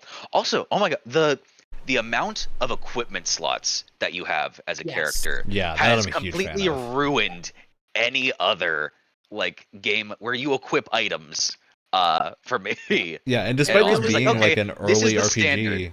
You still see all your armor on you, and you see all the pieces you add, and like good. individual shoulder pads.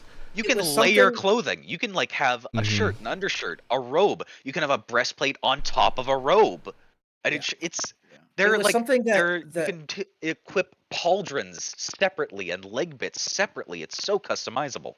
It was something that like I already knew in the back of my head that I wasn't a huge fan of this, but thinking back on how little customization you get with Starfield, for instance. Like, they're having individual pieces is a little bit harder to justify because they're spacesuits and it would look weird if you patch together different parts of spacesuits. But even just your other stuff, it's like, why can't we have gloves? Why can't we have individual shoes? You know what I mean? It was really frustrating as you go through, you know, the Elder Scrolls catalog or the Fallout catalog, that this is something that gets worse and worse with every game. I feel like they tried to bring it back a little bit with Fallout 4, but it was very specific about what you could put on top of other pieces of clothing, which was really annoying. There is something that they bring back in whatever next game, like Elder Scrolls 6 or whatever. There is an incredibly scuffed mod that someone made as a meme for Morrowind that I didn't include in my playthrough, even though it's just purely aesthetic. But there is a mod for a legendary set of gear, or a very, very rare set of gear, because items aren't really ranked by rarity in this. It's just like, ooh, it's that type of material type thing. But there is they are labeled as a set, but they're two separate items. There is a right-footed shoe that is a Croc, and a left-footed shoe that is a Gucci flip-flop that you can wear. Oh, speaking of, oh my god, wearing shoes, something that not every character can do. Oh yeah, the beast races are incredibly unique in Morrowind, in that Argonians and Khajiit, they have digitigrade legs. They can't wear shoes. Also, they are bestial races. This is like they have like different animations for walking. I think I ran into a Argonian who like just like the legs are shaped different and stuff. He's got like a different walking animation. Yeah, very cool. As I went in on this, Alex, and I don't know if you're gonna approve or really hate my mindset going into Morrowind of the character that I built. Because I'm an RPG nerd and optimizer, I intentionally went for a relatively bad build because I knew I was willing to punch a thing 200 times to level up my ability to hit so that I could be good at everything. That's the Oblivion mindset in there. That's the Oblivion mindset. It helps in Morrowind. So I went in knowing that. So I did a Dark Elf because I knew I wanted to lean into the whole Nerevarine story and everything.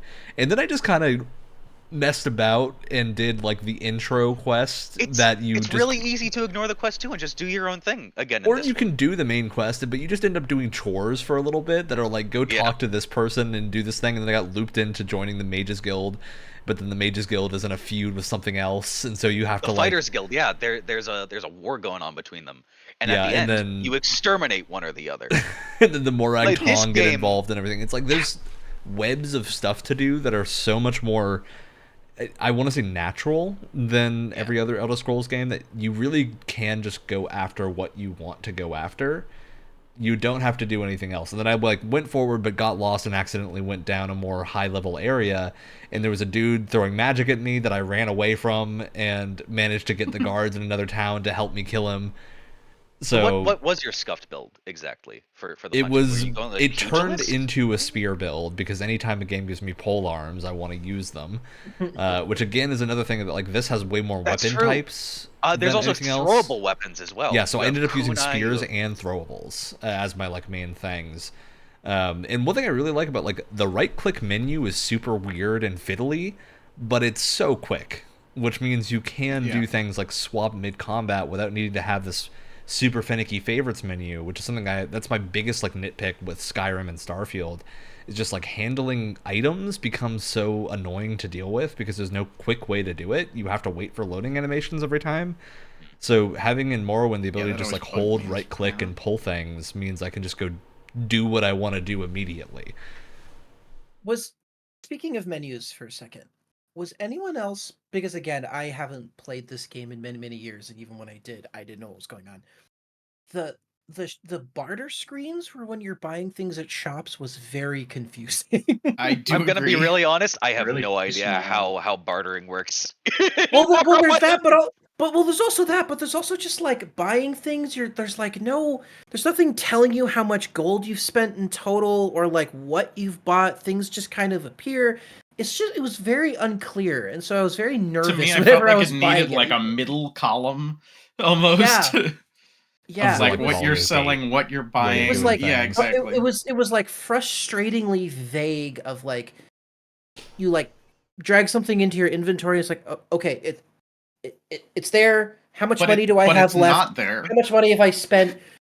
What's going on? Exactly. Everything Go moves to the mud first, crab and then and you scan. have to like hit the button that's like I can't remember what the button says, but it's like offer this like trade or whatever, and then I guess they can say yes or no. I've never had them say no, but Yeah, everything's I- already moved around, so it's like That's another sort of saving grace. Like if you don't want to like if you're not building a character that's based around like really social interactions and bartering and things like that, or doesn't have a force of personality behind them, there are fail safes for that in the game. Two in particular. There's a little scamp that you can interact with in a Masons Guild led by orcs in one of the towns. He has, I think, like 5,000 gold to him that like refreshes every time you try to buy something from him. He has a very nice inventory. He'll buy anything you give him. And there's also a mud crab that'll buy your stuff for you. And he has 10,000 gold to his name. Of course. Also, like Oh. the gold is like you can tell and feel an item's worth in here. It's not something where like gold doesn't feel like there's not really an inflation problem in the game or in the oh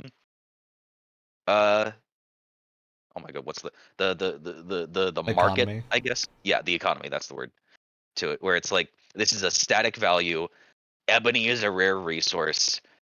It's gonna be a lot. You're not gonna find it until like a very long way into the game. Yeah. Things like that. I will say, pivoting a little bit, this is going to be a point that applies to both this and Oblivion.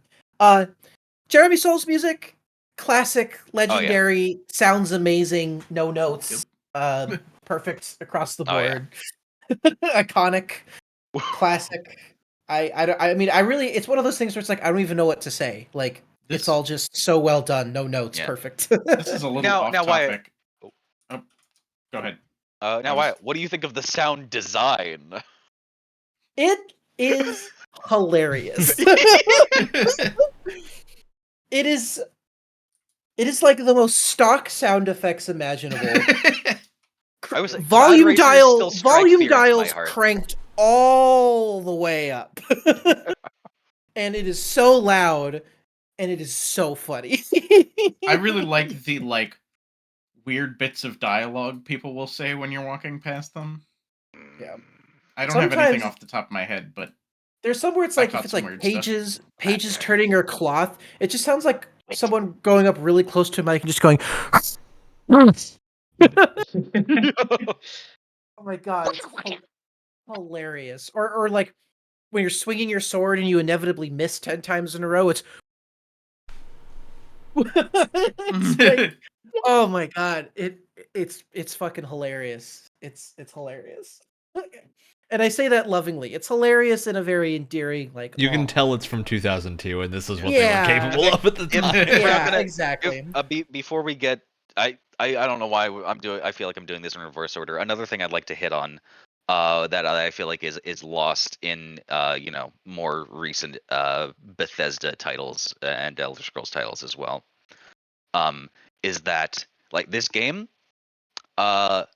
isn't afraid of locking you out of things based on situations. It's really heavy into the role playing. You can kill almost any NPC. There's barely anyone who's flagged essential. There's a little pop-up window that you can get if you kill an NPC important to the plot, because you can kill them and they're just gone, unless you resurrect them. But then they're a zombie essentially at that point.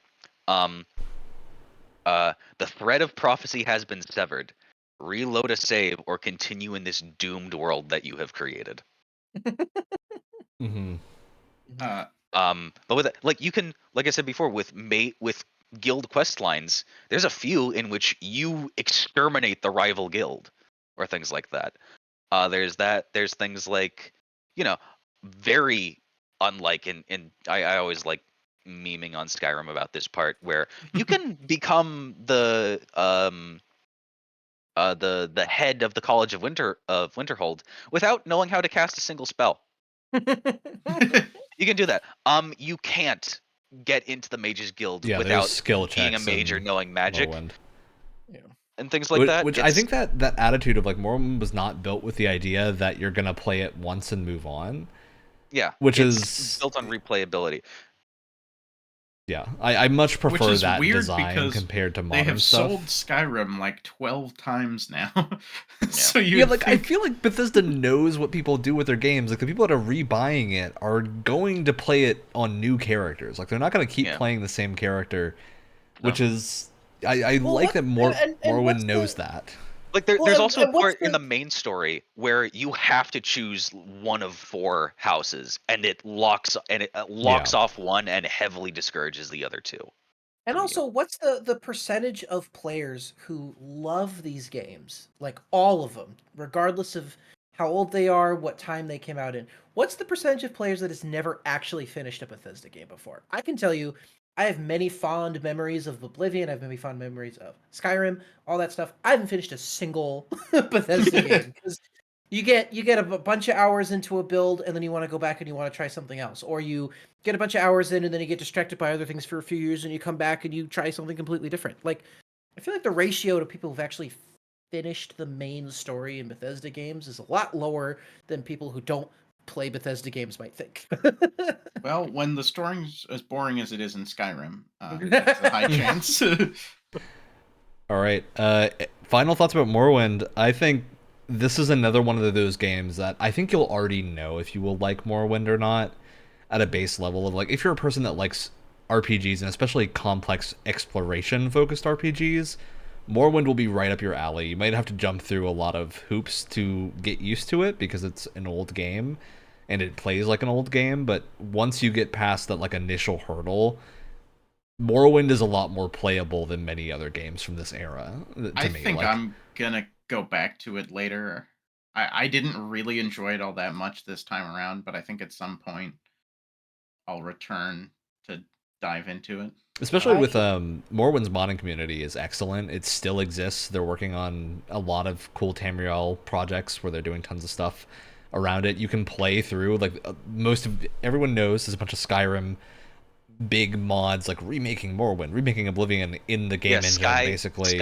We have Skywind, we have Beyond Skyrim Morrowind. But those are always they get a reputation of not coming out, right? Because it takes forever to make them. Obviously, Morrowind, those are out. The game's been out for 20 years. Like the mods exist. You can go play all the cool stuff that people made now. They're also not patching Morrowind in a way that breaks mods. Yeah, you know the mods are going to continue to work. OpenMW is a great modern sort of engine overhaul for Morrowind just to make it run better and more compatible with new stuff. So it's super easy to get this working. 25 feet in front of me? Yeah, Morrowind is often incredibly cheap. It's never expensive, and I think even then, I believe Bethesda has given it away for free a couple of times. So I actually think I own it, and just never. I think it came with something. I think it's usually on sale for $5 or $6. I got it when it was $3. But obviously, it's on Game Pass. Like, if you don't care about doing the mods, I think the Game Pass version works totally fine. So, Can you not mod the game? And I'll say for my closing thoughts, I don't think I'm going to be coming back to it. Unfortunately, I think there are too many. I don't want to call them translation errors. I think there's a lot of goofy translation stuff from, like I said, from tabletop to, PC game that get on my nerves enough where I don't think I would really enjoy myself if I kept playing. But I also completely, like I said earlier, I completely understand that there's it's a classic game for very, for very obvious reasons. I think it did a lot of really impressive things back in the day, and things that are still really impressive even compared to what we're getting today. And I admire it. I don't think I'll play it again, and if I do, it'll probably be a little while. Oh wait, did we hear from Brett at all for Morrowind?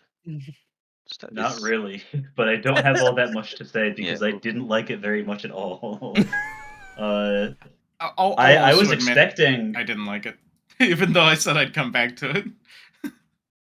I was expecting to like it a lot because I go back to games that are like older than this and have like a lot of fun. Like I like borderline notoriously by this point really love like old school low poly art style, and I think the game looks like great and the atmosphere is certainly there, but playing it does not feel good. It does not hold up from a gameplay standpoint at all in my point of view, and it's not like a bad control issue. I'm fine with the controls being weird because I just go, well, it's from we didn't have bumpers. We had a black and white button on the controller when this came out. So I bad controls are usually not a problem for me. Kingsfield has first-person tank controls, for God's sakes, and I would rather play that because at least you can hit things and it registers as a hit because it's a video game. The dice roll thing was a big point of contention for you as well with that Yeah, mechanic.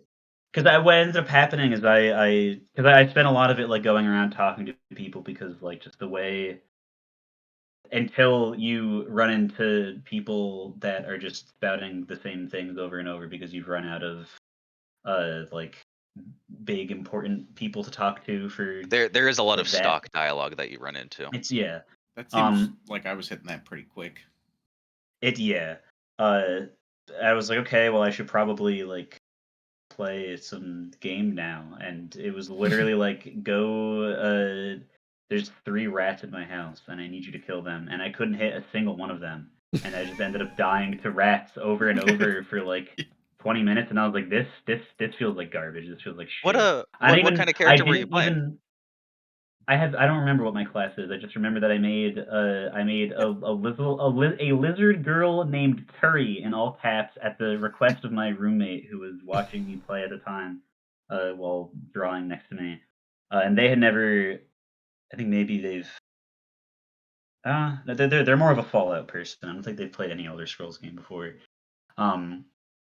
But yeah, I don't know. I didn't even realize that it was like a dice being rolled because I never got a single like feedback that damage was done. You were playing on Xbox, right? So you probably had a different experience than we did because it plays relatively well on mouse and keyboard. I don't know how it controls at all on controller.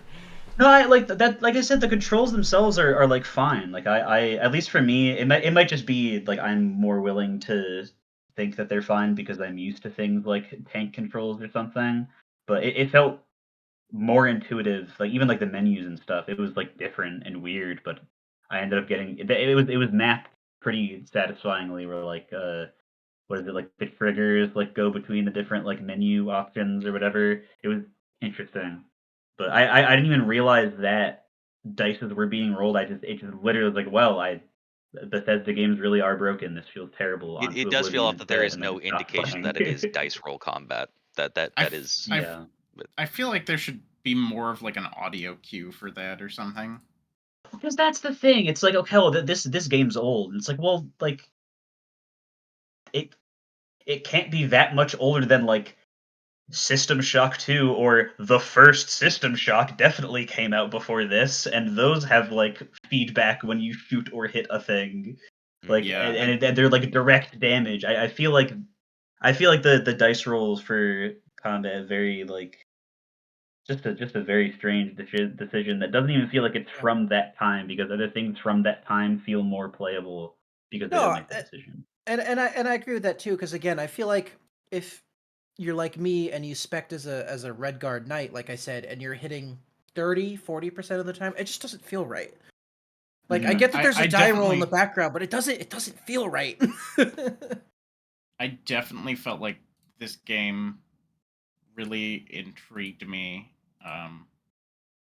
with the like world building and whatnot, but the gameplay itself was really a turn off because it was really bizarre and clunky. I'm sure you can. I totally get that. I think this is like, this was the point where I think Bethesda realized. I mean, obviously they learned don't do the dice roll combat thing. With every other game. So I think it's clearly learned lesson. I would wonder if like, I think the values are just tuned bad, to be honest. I think the starting point is just too low. I feel like it would have felt a lot better if they put you like, I think being bad at a thing means like you'll miss 1 in 3 hits and not 1 in every, or like you'll only hit 1 in 3 times rather than you'll miss so much. And it's like, it's a combination of it's way overtuned and also like there's no feedback. Like you said, KOTOR was great. Even if you missed an enemy, it was still cool to like. KOTOR is younger than this game is. It came out afterwards, so we can't expect. No, but year and a half or so. Still, right, that's fairly close. Still, I like even if it's not an animation, even if it's something that like some sort of indication that's telling you what's going on, because even if you do know what's going on, it's still like hit, and it's like this isn't exciting because this isn't my fault. It's this invisible, omnipotent die roll that is deciding my fate, and it has nothing to do. I do have great news for any of you that liked the rest of it. There are mods that fix that. I was also curious, not like obviously this is a way different experience, but I was curious that I may pop back into Elder Scrolls Online just to visit some of those areas. In like modern art style and see what it looks like. Yeah, the environment was so interesting that I'm curious how that looks in a game that came out only a few years ago. All right. Mind you, I do need to cut off our Morrowind conversation because we've been here for too long and need to talk about our next game, which I think we'll also end up talking about for a while. So, Alex, what's your next game? My next game, I was briefly thinking about making us do Elder Scrolls Redguard. Elder Scrolls Stories Redguard. Oh, no. Which is a incredibly bad gameplay and fighting style wise, but apparently it has a pretty decent story, pretty decent to good. But I'm not gonna make us do that. Instead, I think I'll be the one to have us do the Mountain Blade 2 is sort of a multiplayer game already. I'm gonna put us back into a fighting game boot camp again. I'm gonna have some fun with all you guys this November and December, because we're gonna be playing JoJo's Bizarre Adventure All-Star Battle R. Silence is the reaction to that announcement. I am very excited for the reactions to this game. So I think even if you don't know much about it, this will be a fun time. It is 100% easier than Guilty Gear as far as move combos are concerned. There is an auto combo in this. It'll be much more understandable. And Alex and I also both know our way around this game, so we'll help you not be comatose, Wyatt. I don't like fighting games. I'm sorry. Well, you're gonna be forced. I can't. I don't like them. Right. Let's jump into our last game, our final game to talk about. And I am so curious what reactions to this are going to be because we played Oblivion. We went Morrowind to Oblivion. And for me, this is my pick. Oblivion is my comfort game. This is the game that I tend to, if I just don't know what to play, I go back and re-download Oblivion. I think it's the Bethesda game for me that is most playable without mods, because the base like story and stuff is actually good. Oblivion, unlike Skyrim, like I don't want to diss Skyrim story too bad, because I have finished it and it's not that bad. Oblivion's is actively good, like, which is an achievement for Bethesda. It's a low bar. 90 or so hours, and I haven't finished Oblivion's main quest yet. But like Oblivion, I think it's a shame that none of you have finished it, because Oblivion's like final mission is Bethesda finally doing a thing that feels like an appropriate final mission for something. Like it is actually really good. So I recommend. I love the faction quests in this one, though. Yeah, too. Those I absolutely recommend fantastic. doing the main story for Oblivion. At some point, the faction quests are excellent all round. They Thieves don't Guild all fall into You're the Leader. Thieves Guild is honestly peak medieval fantasy. Thieves Guild's great because you actually have to do thieving. The Dark Brotherhood in this is like legendary. Everyone, if they've not heard of anything else in Oblivion, they've heard of the Dark Brotherhood quest line. And you have to get in the Dark Brotherhood here, you have to kill an NPC, like kill a named NPC. An innocent person specifically. Which is such a cool thing compared to like Skyrim lets you feel good about it, right? Skyrim lets you be like, I can justify I'm helping the an orphan. murder. Oblivion is like, no, you killed someone. Like you made the choice to kill someone and then runs with it. You wake up in the Inn of Ill Omen to that beautifully voiced Lucien Lachance. You sleep rather soundly for a murderer. Yeah, Oblivion has a lot of things to me that I really, really like. It has not groundbreaking combat. Again, I don't think anyone's going to be like super into this, but for me it is. When you swing a sword, you hit the thing. And there's feedback here. So if you hit a shield, you hear hitting the shield. Yes, yeah. So I don't know why Oblivion's combat to me still feels better than Skyrim, and I have never really been able to identify the reason. I think for me a lot of it is just like Skyrim's animations are kind of goofy. Oblivion is still kind of goofy, but the impacts are more hard. In Oblivion, somehow you got a reaction to when you hit a shield, right? Your weapon sort of bounced off. You do a in little Skyrim bit. too. Do you? Yeah, it's hard. A lot of the time you don't end up hitting the shield in Skyrim, so it looks weird and it doesn't happen. But there is a reaction to it. Yeah. I would say that this is the first Elder Scrolls game I really liked. Mm-hmm. I liked it way more than Skyrim. One of my favorite bits about this: you're a nobody. You're not a chosen one. I love the intro to this game of like you're locked in a prison cell. You pick your class, your race, or not. You don't even pick your class. You don't make any gameplay choices aside from race until you actually get to play the game a little bit, which is great. Yeah, it gives you a nice tutorial section. Then you walk up to the prison bar and get insulted based on what you picked for like 30 seconds before good old Sir Patrick Stewart comes down and gives you the opening spiel. Yeah, some dark elf told me that he was gonna have sex with my wife, I think. And then Patrick Stewart came up. No, it's super different. It's a fully unique set of lines. He's gonna skin you and make you into a rug. Yeah. Oh, really? Yeah. If you're Argonian, there's something makes me want to go back and kill him later. Yeah, which you do in the Dark Brotherhood quest line. Yep. I think there's a hit out on him. I feel like there's this interesting divide with a lot of Bethesda fans where it's like, oh, we like the older games because they lead a lot more into the RPG, aspect of it. Or there's people who really like Skyrim because it's far more accessible, and I think it allows a glimpse into this world where you don't really without so much of a need for focusing on stats and stuff. And that's not even dissing Skyrim or people who prefer Skyrim. That's just how it is. I think the reason everyone who plays Bethesda games loves Oblivion is because it is that perfect, like, right down the middle. Because it has the complexity and it's got the not complex stuff that appeals to everyone else. It is perfectly tuned. Also, Sir Patrick Stewart talks to you right away. Yeah, this is true. And then he gets toasted, and that's pretty fun to watch. Yeah, and then he gets absolutely murked, and there is nothing you can do about it. Yep. Yeah, like the first characters you meet are Roman centurions wielding katanas, which is pretty rad. Like, which is I think Oblivion really often cool gets aesthetic. mocked for having like the least interesting art style, but I think the reason that the like generic high fantasy sort of layout here works is because underneath that there are tons of interesting areas and it makes them stand out more. Of like, yeah, the overworld in Oblivion is not a lot to write home about. It's a bunch of random forts and wilderness forest. Like, there's not a ton else.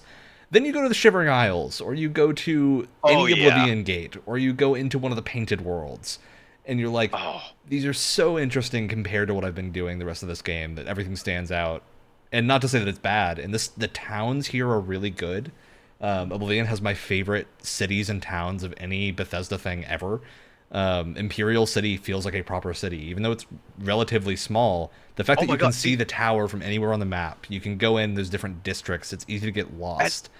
And the only city they have ever done this in like any game, maybe like barring a Riften as a cheap knockoff of it, Skingrad with its verticality. Or no, not Skingrad. Crap. What's the shack city? I know what you're talking about. Is it Leywin? Leyen. I always get the cities mixed up here. Aside from, Yeah. I always know Burville and Coral and the towns you go to a lot. But, Coral, the place where you get your ghost house. yeah, Anvil with the Knights of the Ghost Nine House? quest and everything. And the other thing about the open world, and I don't know how to describe this. I'm going to make this comparison that I think if you know what I'm talking about, it'll kind of make sense. But there's something about early 2000s HDR lighting. Halo 3 had the exact same thing. There's something so warm and comforting about it, and it makes you feel giddy to be in this. Yeah, I want to explore it, even though it looks the same. Like it's a really pretty stylization. I think. That's the funny thing is that it wasn't meant to be a stylization. That's just how HDR lighting was at the time. And sure, things can look a little blown out from time to time. The characters look really funny, but that's fine. Oh my god. Oh, the faces are weird. Oh, the clown mask. You can see it on screen right now. You can see the adoring fan over Brett. Yep. You're the best. Well, I'll carry your so, things. Brother. And then yeah. And it's so funny. Like Bethesda just for the longest time could not figure out character models. I think they hit a good kind of level in Starfield. I think they look pretty good. Starfield's fine. Yeah. Starfield looks pretty good. Starfield is fine. But you go lower, and even for the time, some of these character models are the goofiest fucking thing you've ever seen. Literally, Would you just like to be a blueberry or a potato? the default character in the character creator, the thing you start off with, there is stretched textures. It's the texture is just like super compressed. You see like the green. It is so jank how they handled the morph targets and different switchable assets for character creation. It's so funny. One of you guys say that there's just no normal maps, like yes. period? The way that it sort of works is that there's not really the way that lighting works in the engine that Bethesda uses is a decision. Most of the detail, including a lot of like normal detail and ambient occlusion, are in the color map. Okay. The color map does the heavy lifting for a lot of things. That's like something I would do because I don't know what I'm doing. I did do. Like college projects just because I didn't know how to use a normal map. Like we're beyond that now. There's something that can catch light that's cast in an engine. Yeah. I mean, Oblivion's fascinating because what I really want to talk about is like Oblivion has a second thing that I think adds a lot to this. Is Oblivion has physics. So Oblivion is like the first big ragdoll physics thing, and you can tell they want you to do it because they give you a bow and arrow next to a bucket that they want you to shoot, and it just swings back and forth. The game straight up God, commands the paralysis you to shoot the bucket spell. too. It's like, please shoot the bucket. And 90% of the enemies that you kill in this game, no matter what they're holding, no matter what race they are, no matter where you are in the world, 90% of the time, they just go like this. Like, that's if you kill them with melee, Wyatt. If you hit them with the basic spell that you get at the start, they go flying back. Oh, It's dude, incredible. There are few pleasures in this world greater than using flare on a small rat and it just goes Yes! flying. Just Yeah. the Awesome. Speaking of that, I really like the way magic works in that game over like Skyrim and other Yeah. ones. I mean, it's pretty similar, but I feel like they make it really easy to just sort of like The crafting was a quickly little cast a spell. and the spell crafting itself was unfortunately a little bit more balanced than it was in Morrowind. Yeah, the thing about spells here is I think a lot of it is just that you can cast a spell without having to equip it. So you can Yeah. actually like block and have your full combat moveset Yeah. available to you when you're a mage. And I think It that's really put super forward the important. idea of the spell sword, I think, for I like the I character's picked archetype. Battle Mage as my class, and I still don't really know what the hell that means. But Yeah, wait, what were you guys I was characters? a what's it called, a spell sword? I think Or I was sword? that too. Yeah. Oh my god. Ryan, what were you? Was I the only person So who I, of wasn't course, I spell played sword? Oblivion a lot. I did 2 characters for this. I made Defaulto, who was the default Imperial, and just ran around. But I made the mistake of that one. I actively chose not to pick a class or anything, so I had no way to level up. So I walked out and I was level 0 and couldn't level up, and so I just adventured like that for a little bit. But then I made my How do you actual not character. pick a class. Oh, I was of course playing a modded version of this. I've played okay. Oblivion so many times that I played one that lets you just skip it, and I was like, no, I don't need a class or anything. I picked an agent, which is the stealth curious archer about that one. essentially equivalent. That has a little bit of a force of personality, long range combat, a lot of acrobatics. So I was doing the bunny hop everywhere I went. So it you turns out, accidentally did the you bad don't- thing in Oblivion, Yeah. where you level up by jumping. Yeah, it turns out also, you don't want to level up in Oblivion by like this bass awkward system where So Yeah, it's, let's get main let me into skills, explain the you system don't want because to it's level them. not. Let's get It's into not that you this. don't want to level up. It's that if you chose non-combat stats as your like method of leveling up, so when you choose your major skills, those are the things that will make you level up. When you get 10 ranks in one of them, you I level up. realized that at all. So the issue with that is if you choose like acrobatics or athletics or things that just happen while you're going, you'll end up leveling up without actually being better at combat, that's the problem. So And if the you world pick your the main enemies combat methods, you'll level be totally with you. fine. So, for example, for spell swords like Brett and I, it's totally fine because your major skills are things like blades, Block, blocks, like heavy mage. armor, that kind of thing. So, as long as you're using those in your regular loop of exploration, combat, whatever, you're going to be completely fine for the most part. Yeah, the real trap is choosing acrobatics or athletics. Those two are Yep. the problems. And if you choose just one of them, it's okay. But if you choose both, you're probably going to run into the issue of The the agent enemies is the will- worst class you can pick. Yeah, so what will happen is Oblivion has level scaling kind of like Skyrim does, but it doesn't work the same way. It works as that you hit a level point and then every enemy of a certain type is replaced by a different enemy. So like imps will become something more dangerous. When you level up, you'll see like instead of your regular wolves, you get dire wolves or something, right? So you won't see that Things basic can go enemy from anymore. trolls to ogre. Yeah, and which means things get like dramatically more difficult when you hit those level breakpoints if you weren't prepared for it. Now, this is a thing that like Oblivion, I think, is still very easy to play without mods because most people won't have issues with this. They won't really, as long as you choose a combat focused build, you'll be fine. But if you don't, you'll have to know what you're doing. And yeah, there are tons of mods that fix this. This is like the basic fix thing of most things is they just make it so that when you hit the level breakpoints, instead of replacing enemies, they just add them to the list. So it could be the new thing instead of always being the new thing. So it's an easy fix. It's just like a weird thing. And it's not going to be a problem if you're not actively playing a weird way.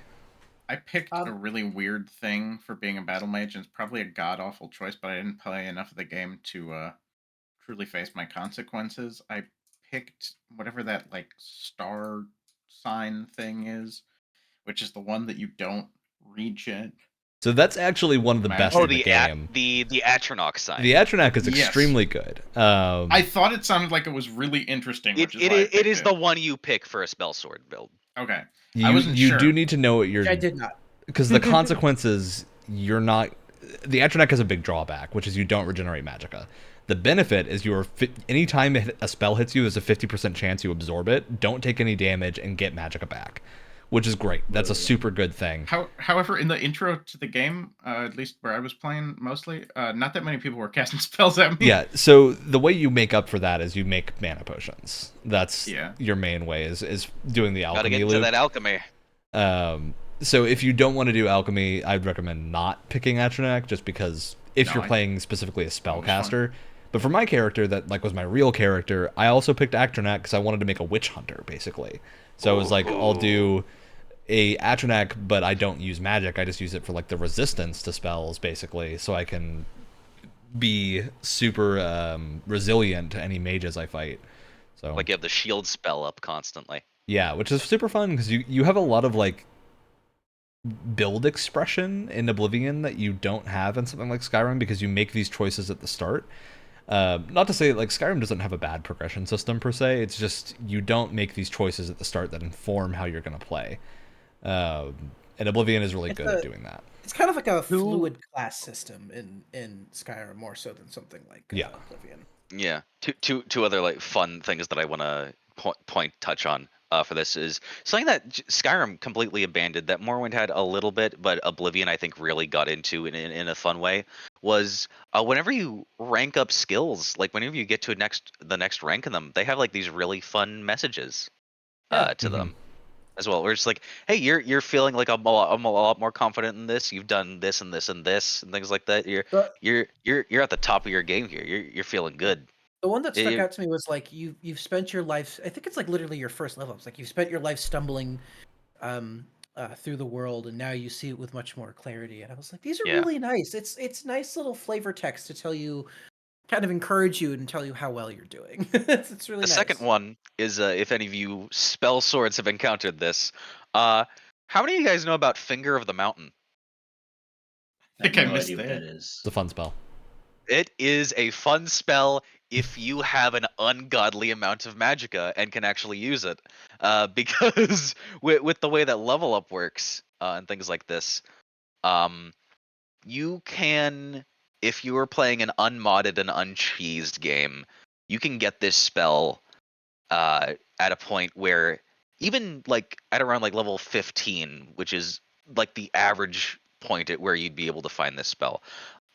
It requires a casting amount of magicka that you will not be able to acquire in the game, even with solely picking that as your level up amount thing, getting +5s in it each level, brewing a bunch of potions that aren't cheesed and stacked to hell and back. It'll cast 15k magicka to cast this spell. Jesus. So here's but something. It obliterates anything it touches. It is the coolest Sith lightning blast ever.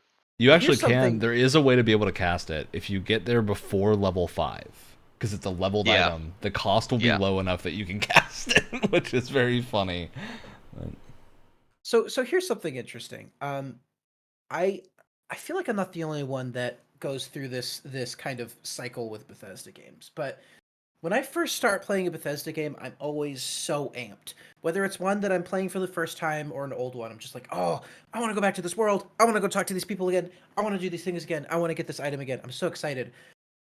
And then you reach a point where you start experiencing what I call the Bethesda debt, where all of these tiny little issues start to pile up and really get in the way of you enjoying yourself, where it didn't in the first 7-10 hours or whatever. I thought you were going to say playthroughs, but hours works too. However you decide to play. Little things like the map screen sucks. The map screen is terrible. It's stupid. I hate it, and it actively don't want to explore as much. Is this in general, or is this you don't like the aesthetic of the paper map? The aesthetic is fine. It's the layout. It takes up so little of the screen that it's very difficult to navigate sometimes. Sometimes I just get lost where it's where am I going? What am I supposed to be doing? Because you see so little of it and there's no way to expand it. They had a better map screen in Morrowind, and I hated the menus in Morrowind, but they had a better map screen. I hated how little you could see of things. I hate how it doesn't tell you if you've cleared out like a dungeon or an old fort or something like that. It like aggravates me because then I have to like remember, did I do this one? Did I not? I don't remember. And so you just waste time figuring out whether you've done it or not. It's just like small things like that, or just how still menus are kind of janky and so and clunky and don't quite work right, and it just kind of eats away at your fun a little bit more as you go along. Or there's weird things like The I was bartering doing minigame or the persuasion. bartering Oh minigame. my! minigame. Oh god, the way that the facial bartering expressions change. minigame. No. Oh, And just and like little things like, oh, like if you're following an NPC, you can't fucking match their speed. This has been a Bethesda thing for such a long time, and it I bothers me. don't know why they haven't been able to fix that. It's amazing how like they just haven't addressed this ever. It's little things like that, and it's like I mean I still love Oblivion. I'm Speaking of- still enjoying my time, but like I don't launch it on my PC with the same amount of excitement that I did, just because these tiny little issues really stack up over time. Speaking of small complaints, what the hell is with the lockpicking minigame? I love this my minigame, man. God. This is my favorite lockpicking minigame. I I still actually do have to say I not- liked it too. I cannot figure. I never. You just need to click it once- in when it hits the top, right? It's gonna rest there for a moment. You have to click it when it's resting, right? Yeah, it's a timing thing. It's a timing. You gotta look at it. You can knock it up a few times to see how it falls and make sure you're clicking at the right time. Yeah, for but each then tumbler. what? Maybe I just. Someone gonna clip Ryan saying knock it up a few times? Maybe I'm Thanks, just Alex. like straight up not pressing the right buttons. I don't know. I never. I felt that way as well. The lockpicking minigame was my bane of existence, so much I'll so be I kept. There's no the skeleton explanation key. of it, so I'm just I- like sitting there like pressing the thing up. I'm watching it go up. I'm Yeah. like, okay, Yeah, if you're I'll on be mouse and perfectly keyboard, honest you with press it you. up and then you click when it's at the top. and it okay. should I lock in never place. clicked. Oh well, because then you there's no didn't do the thing. indication. Yeah, you didn't press the button. Because it doesn't tell you what to do. I'll be honest with you. I just cast a spell and it unlocked it. You know. I didn't- Well, that's why Oblivion's great because you still have options. You can do that. Or I hit the I'll be- auto attempt. I had so many lockpicks, like it didn't matter. There were a couple times where, because I was really bad at it. I'm still kind of bad at it, but I'm getting better at it. But especially in the beginning, I was really not good at it. I'll be honest with you. There were a couple times where I hit the tilde key and then added a bunch of them to my inventory just so I can practice more.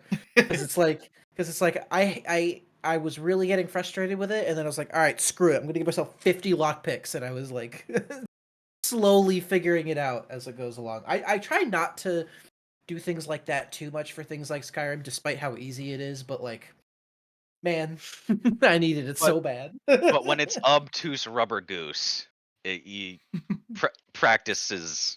Yeah. Yeah. I am curious, Brett, because you had a lot of issues with Morrowind. I'm curious if Oblivion feels better to you to play. I had 0 issues with Oblivion. It's amazing what happens when you make a video game feel like a video game and not like it's I completely trying agree to with be you. something else. Not like some tabletop and spreadsheet simulator. Yeah. I don't play Which, those like, games for nerds. What are you doing? I don't really play games for other nerds like Oblivion. But because I've been playing a lot of a game called Lunacid lately. I and was it just so basically- curious if you were going to compare here it we to go. Lunacid. It's it basically controls the exact same, with like minor differences in like button mapping. You could probably remap Lunacid to just control like Oblivion and vice versa. But no, yeah, it was cool. There's none of the issues that I had with Morrowind happened. I think the also like that intro sequence is just like a great impetus for me as a player to actually give a shit. Like I like when things don't like super handhold you a lot, but for Morrowind it's very much just like, let me tell you a long-winded story about the world that you're in, and you can do whatever you want, I guess. Fuck off. It's Yeah. like, okay, I guess I will then. Yeah, also, also, what I like, love about the start here is that you basically get, like, there is a thing to go do if you want to do it, but the quest here is not pressing until later. Yeah. Like, It's it lets you explore if you it's want it's to. a little silly because like okay like it's a little perfect that you were just the last guy in the room for the Yeah. emperor to give you his thing, I guess, but like and all the guards walk out of the room when the emperor gets killed and just walk back in to see you standing over his dead body, and they're just like, oh well, there's You no way obviously This is what weren't it the looks problem like. done here. this. Wait, Yeah, I was wait, expecting it to take that turn and for me to have to run away, but they were just I can like, "Oh." explain. Yeah, but This is not what it looks like, babe.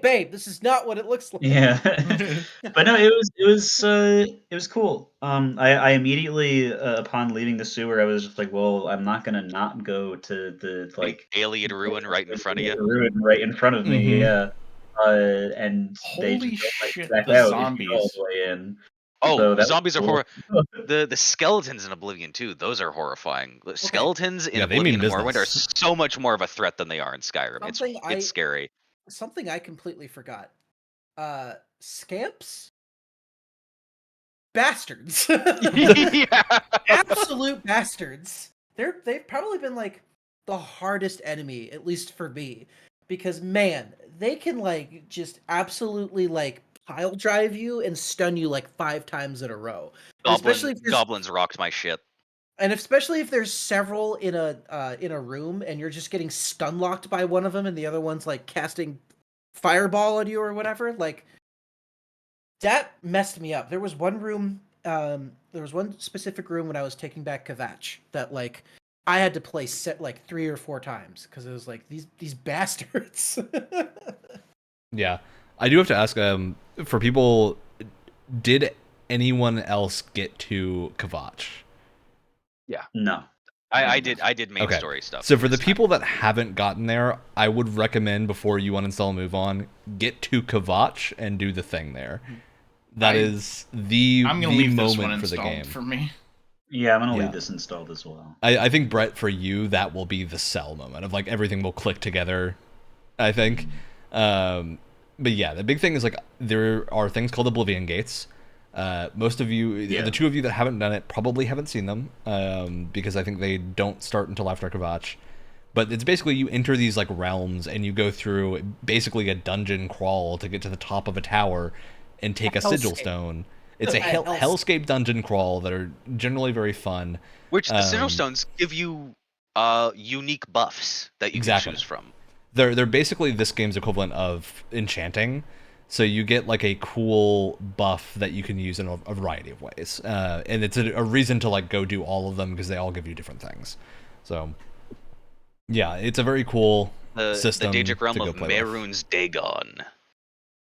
And yeah, that if you enjoyed like the look of Morrowind, I think will be the Oblivion equivalent of that, as well as like the side quest where Oblivion's a you lot- literally go into painted worlds. A lot more dull Yeah, environmentally.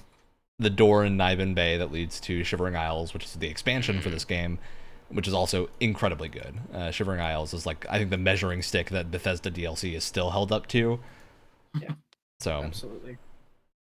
yeah, and all the cool. I mean, we all have the Game of the Year edition because it's on Game Pass. That's what they have. You get your horse armor, so you can experience the DLC that made the world the way it is. And you get a bunch of mansions too. You get some really cool player and a wizard housing. tower. Frostcrag Spire is my favorite house in any Bethesda game. It's super cool. Go and learn how Plus to get you can Frostcrag buy- Spire. Plus, you can buy a house that's haunted. Yeah, Battlehorn Castle is a very fun thing too. If you get like a cool quest to go help this castle, then you get to be part of the castle afterwards. Lots of neat stuff like that. Oh, Yeah, Oblivion just has great side quests. Let's talk about Radiant AI. A very well-intentioned system that leads to so many funny moments. Reference, this is the thing where AI will wander a little bit. They have schedules. They'll go talk to each other. But the conversations are made out of like pieces that are meant to flow into like kind of a reconcilable It's so funny because conversation. it sounds Yeah. like You heard AI of the high generated. elves. Well, it's so funny because it sounds like AI generated conversations. out of like that it uses out of like a mixture. It's so funny because like you'll walk around Heard any rumors lately? you'll walk around like Cloud Ruler Temple, and basically all of the blades there say the exact same thing. It's like, yo man, we let Uriel's septum die. That kind of sucks. Oh, I wonder how that's affecting the rest of us. Okay, bye. Farewell. Yeah. Oh, and I'm sure, like, at least some of you here, I'm pretty sure, both, at least Ryan and I have seen the meme of there's a certain mark of quality in for a specific voice actress in at one part I know what here you're talking about. where they kept an outtake in there where she Oh, said, yes! "Let me do that line again." Yes! Classic. Really? Yeah. There's that. Oblivion's There's voice also, acting for me is the perfect mix of funny and sometimes kind of good. Well, because that's there's the also funny points thing. where characters will switch voice actors depending on the line that they're given to. Well, that's the funny thing, right? Is that there are standouts for me, like putting aside the celebrity casting, like Sean Bean does a good job. Obviously, Sir Patrick Stewart does a great job. The voice actor for Barris is great. Oh yeah. Yeah, he's great. Like, and even if the voice acting is bad, 9 times out of 10, it's really like passionate. There's you can tell they're not sleepwalking their way through these lines. They are putting Yeah. absolutely And for reference, 110%. It is into a stage play. It is theater. the Well, because reason a here's- lot of and- it's like this You is only one voice actor for each race and like feminine or masculine. So Yeah. that's how they did voice acting. There was also a couple of voice actors for like named characters, like Martin Septum has a voice actor. Obviously, Uriel is The Septum is adoring Patrick fan. Stewart. Adoring fan is unique. There's a bunch of unique voice actors, but they're all limited, and those are often the characters you'll hear switch voices because they go back to the default when they do certain other lines, like the Radiant conversations. Oh, Sheo Gorath as Um, well. Though I think he also did the voice for the Oblivion guards. Maybe. And guards are talking about- useful in this game. That's the bizarre thing too. Of like, you can go talk to guards to get directions, and I just love that little detail. Talking about some goofball aspects of this game, some of the like facial expressions are bizarre and bizarre when they show up too. Like in the middle of a fight or something, accidentally talk to like a guard or something who's near you, and he's like, I love yeah, the the Zoan. moment. I Yeah, love sorry. the moments when you're talking. Have you to, heard like, of the High Elves? I love the moment where you're talking to like a merchant, and they're like, "Hi, welcome to my shop. I have the best wares in town." Yeah, because they don't like you. Especially Or if you're even, playing one of the races that starts off with like a speech penalty, and people are just predisposed to hate you everywhere you go.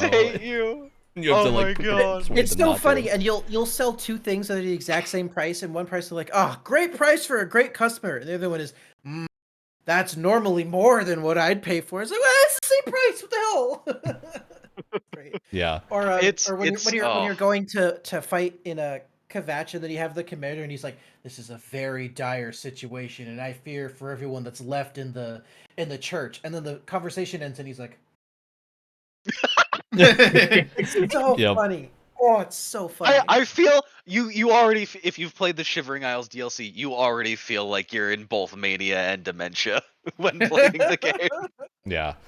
All right. Well, I do want to cap our conversation and just do final thoughts here. I think for me, we might end up talking about Oblivion again at some point, because I'm sure at some point one of us please. is going to force everyone to play Skyrim, and we'll have a reference again, or we'll just be able to chat about it on another episode if people get further. Because I would love to talk about Kvatch and the like main story of Oblivion, because I think it is fascinating where Bethesda like started and moved to through Oblivion and in the other games. But yeah, I think I'm very glad to hear people liked it, because it confirms it's not just nostalgia to me as to why people like Oblivion. Yeah. Yeah, I mean, it's my favorite Elder Scrolls. I'm obviously going to keep playing it. I'll probably do another full playthrough and complete as much as possible. Let me know when you guys kill or save the last unicorn. I like Uh, that that's a thing. For me, I love it. I do want to keep playing it. I do want to stress again, though, that I always run into this with Bethesda games. There's that Bethesda debt that like begins to really hinder my playtime with any. I felt it with Morrowind. I felt it with Oblivion. I feel it with Skyrim. I feel it with Starfield. It's just always there because they try and do so much and they stretch themselves so thin that there are so many little things that are not addressed. Even 20 years later, in newer entries, there's things that are not addressed. In the And 7th edition of Skyrim. yeah, and it can On the really Ouya. like. I'll be honest with you, the only Bethesda game that I've ever finished the main story for is Starfield, and I partially did that so that I could talk about it for Games Club because we all wanted to finish it. Partially because I did want to finish the story, but part of it too is because I was on a deadline. Um, it makes it really difficult for me to finish Bethesda games as much as I love them. So I would really love to finish Oblivion because I never have before. And I agree with you. I think the writing for the main story is probably Yeah, the what I best. will say, if people finish Oblivion, I will run a games club for it, specifically because it's super interesting. Yeah. But it's great, and I love it. And it's like coming home to your parents' house, and there's a nice warm fuzzy blanket that you remember having as a child, and you just kind of wrap it around you, and it feels just familiar and comforting and inviting, and I love it. Ryan, do you still have the sound bite that you like to play when I make a particularly heinous joke? Oh God. Why won't you die? There we go. That's the use case for that sound. Yeah, Brett, Alex, any other thoughts? Well, I guess it's worth reiterating in case someone hasn't watched any of the episodes that we've talked about Starfield. Which good job avoiding that minefield. I don't know how you would have managed that. But I am not a Bethesda or Starfield was the first Bethesda game I played, and I was like, oh man, okay. So yeah, I guess I'm not. I have a very strange interpretation of these games because I just hear other people like scream about every single one like it's like the greatest thing since sliced bread. And in my effort to try to go as long as I physically can, and this is gonna no, it can't jinx me because we're full on games and you can't pick anything more. I was gonna say it's gonna jinx me by saying that I'm trying to go the longest I can without playing Skyrim because I have like a negative desire to. I just don't care at all. But Oblivion definitely seems more interesting, and it has kind of It is. that like yeah from the first few steps in game it seems that way. So when I go back to a save file before I got soft locked, I will definitely play more at some point. Now you're into the Bethesda experience. Yeah, I know. I can't wait. I do yourself a favor too. Like get to Gavach. This is for like also anyone in my final thoughts, but play one of the faction quests and you'll experience some really fun writing.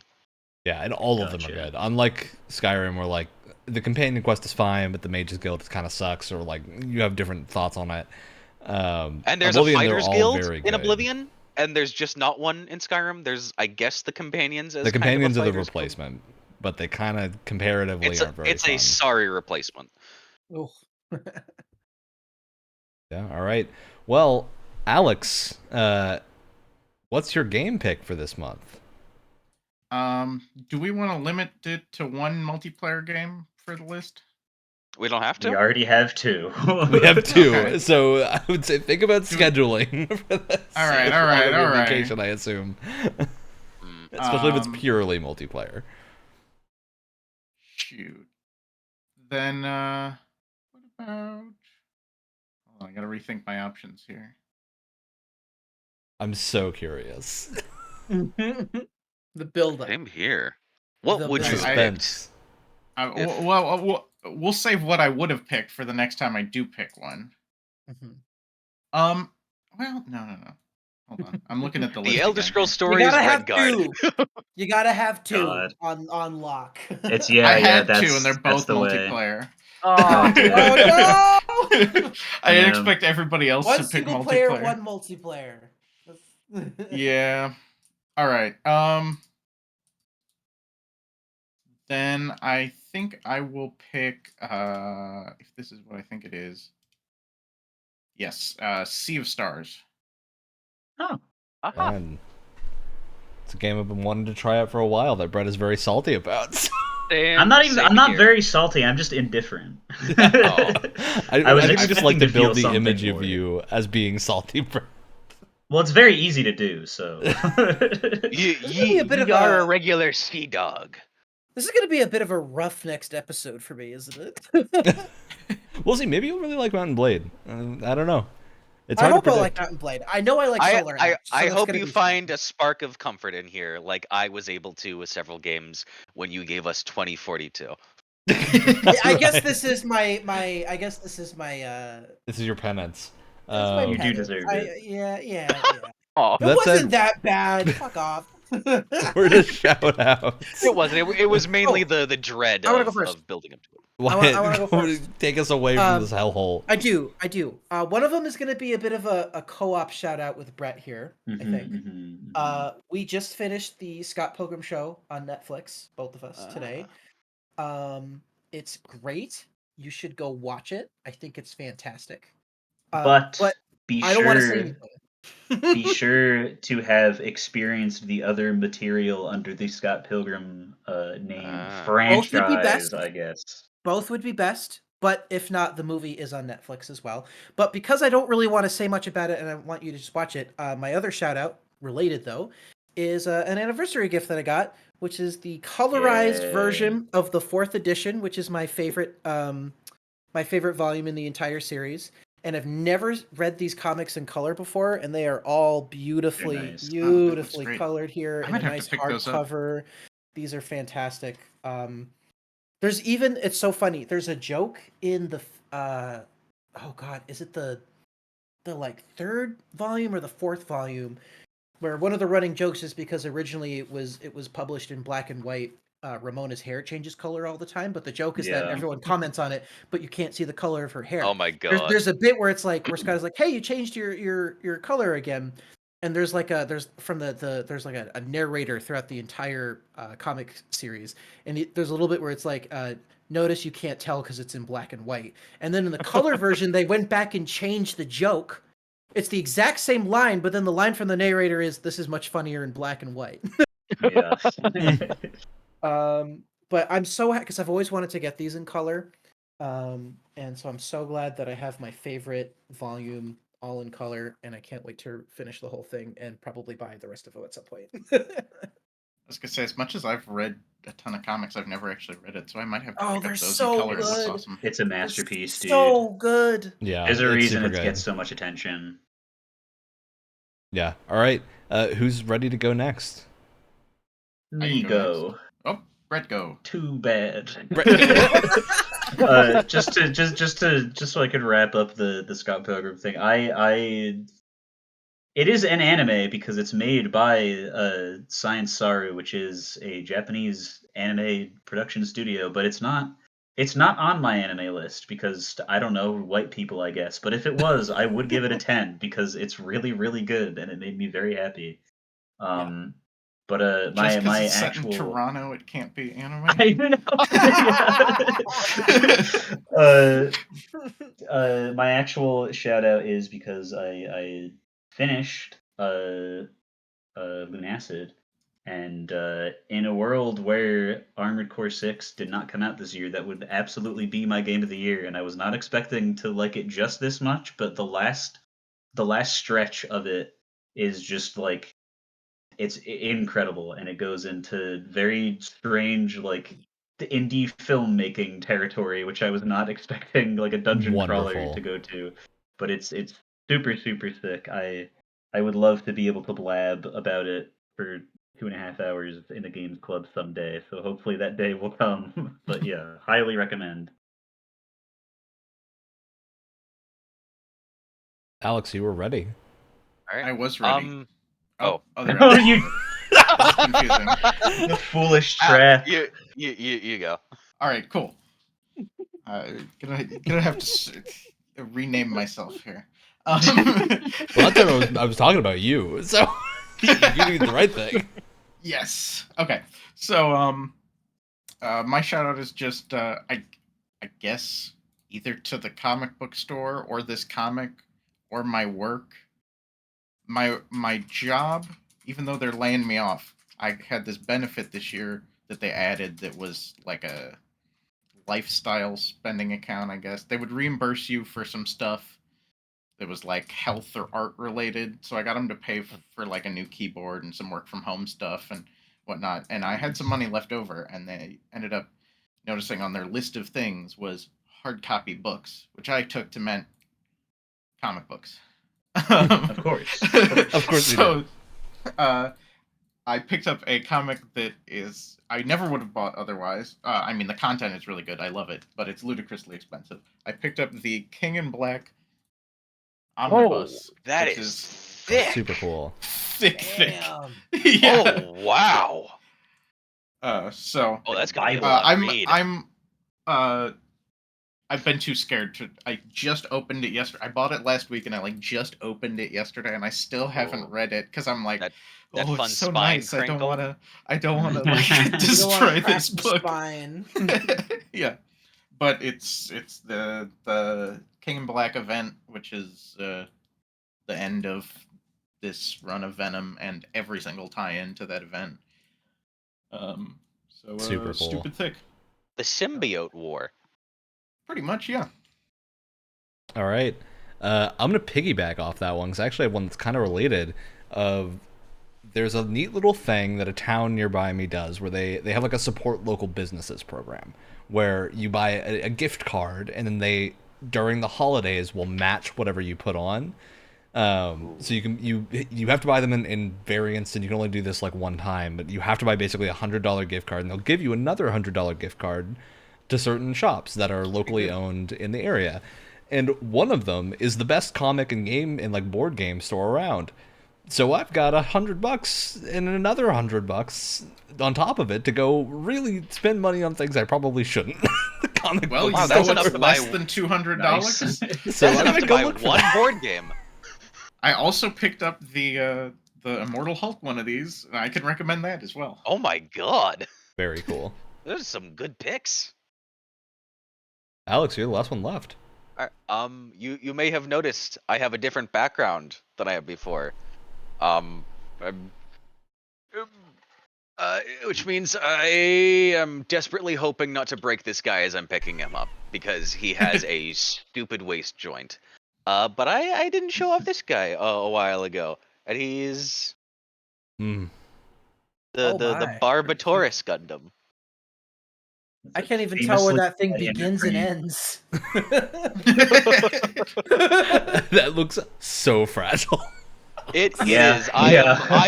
I am horrified holding him. Very Because cool, he has but two. so fragile. Because he has two waist joints, and they are both They're both garbage. shit. Because this is from IBO, and the kits are kind of cock a stinky poo poo when it comes to that one particular joint. But I love his. Alright. But I love his vibe. Well, I love that our end was And his Alex foot saying snapped cock a off. stinky poo poo. So we're gonna go ahead Kidding, really. and call the show.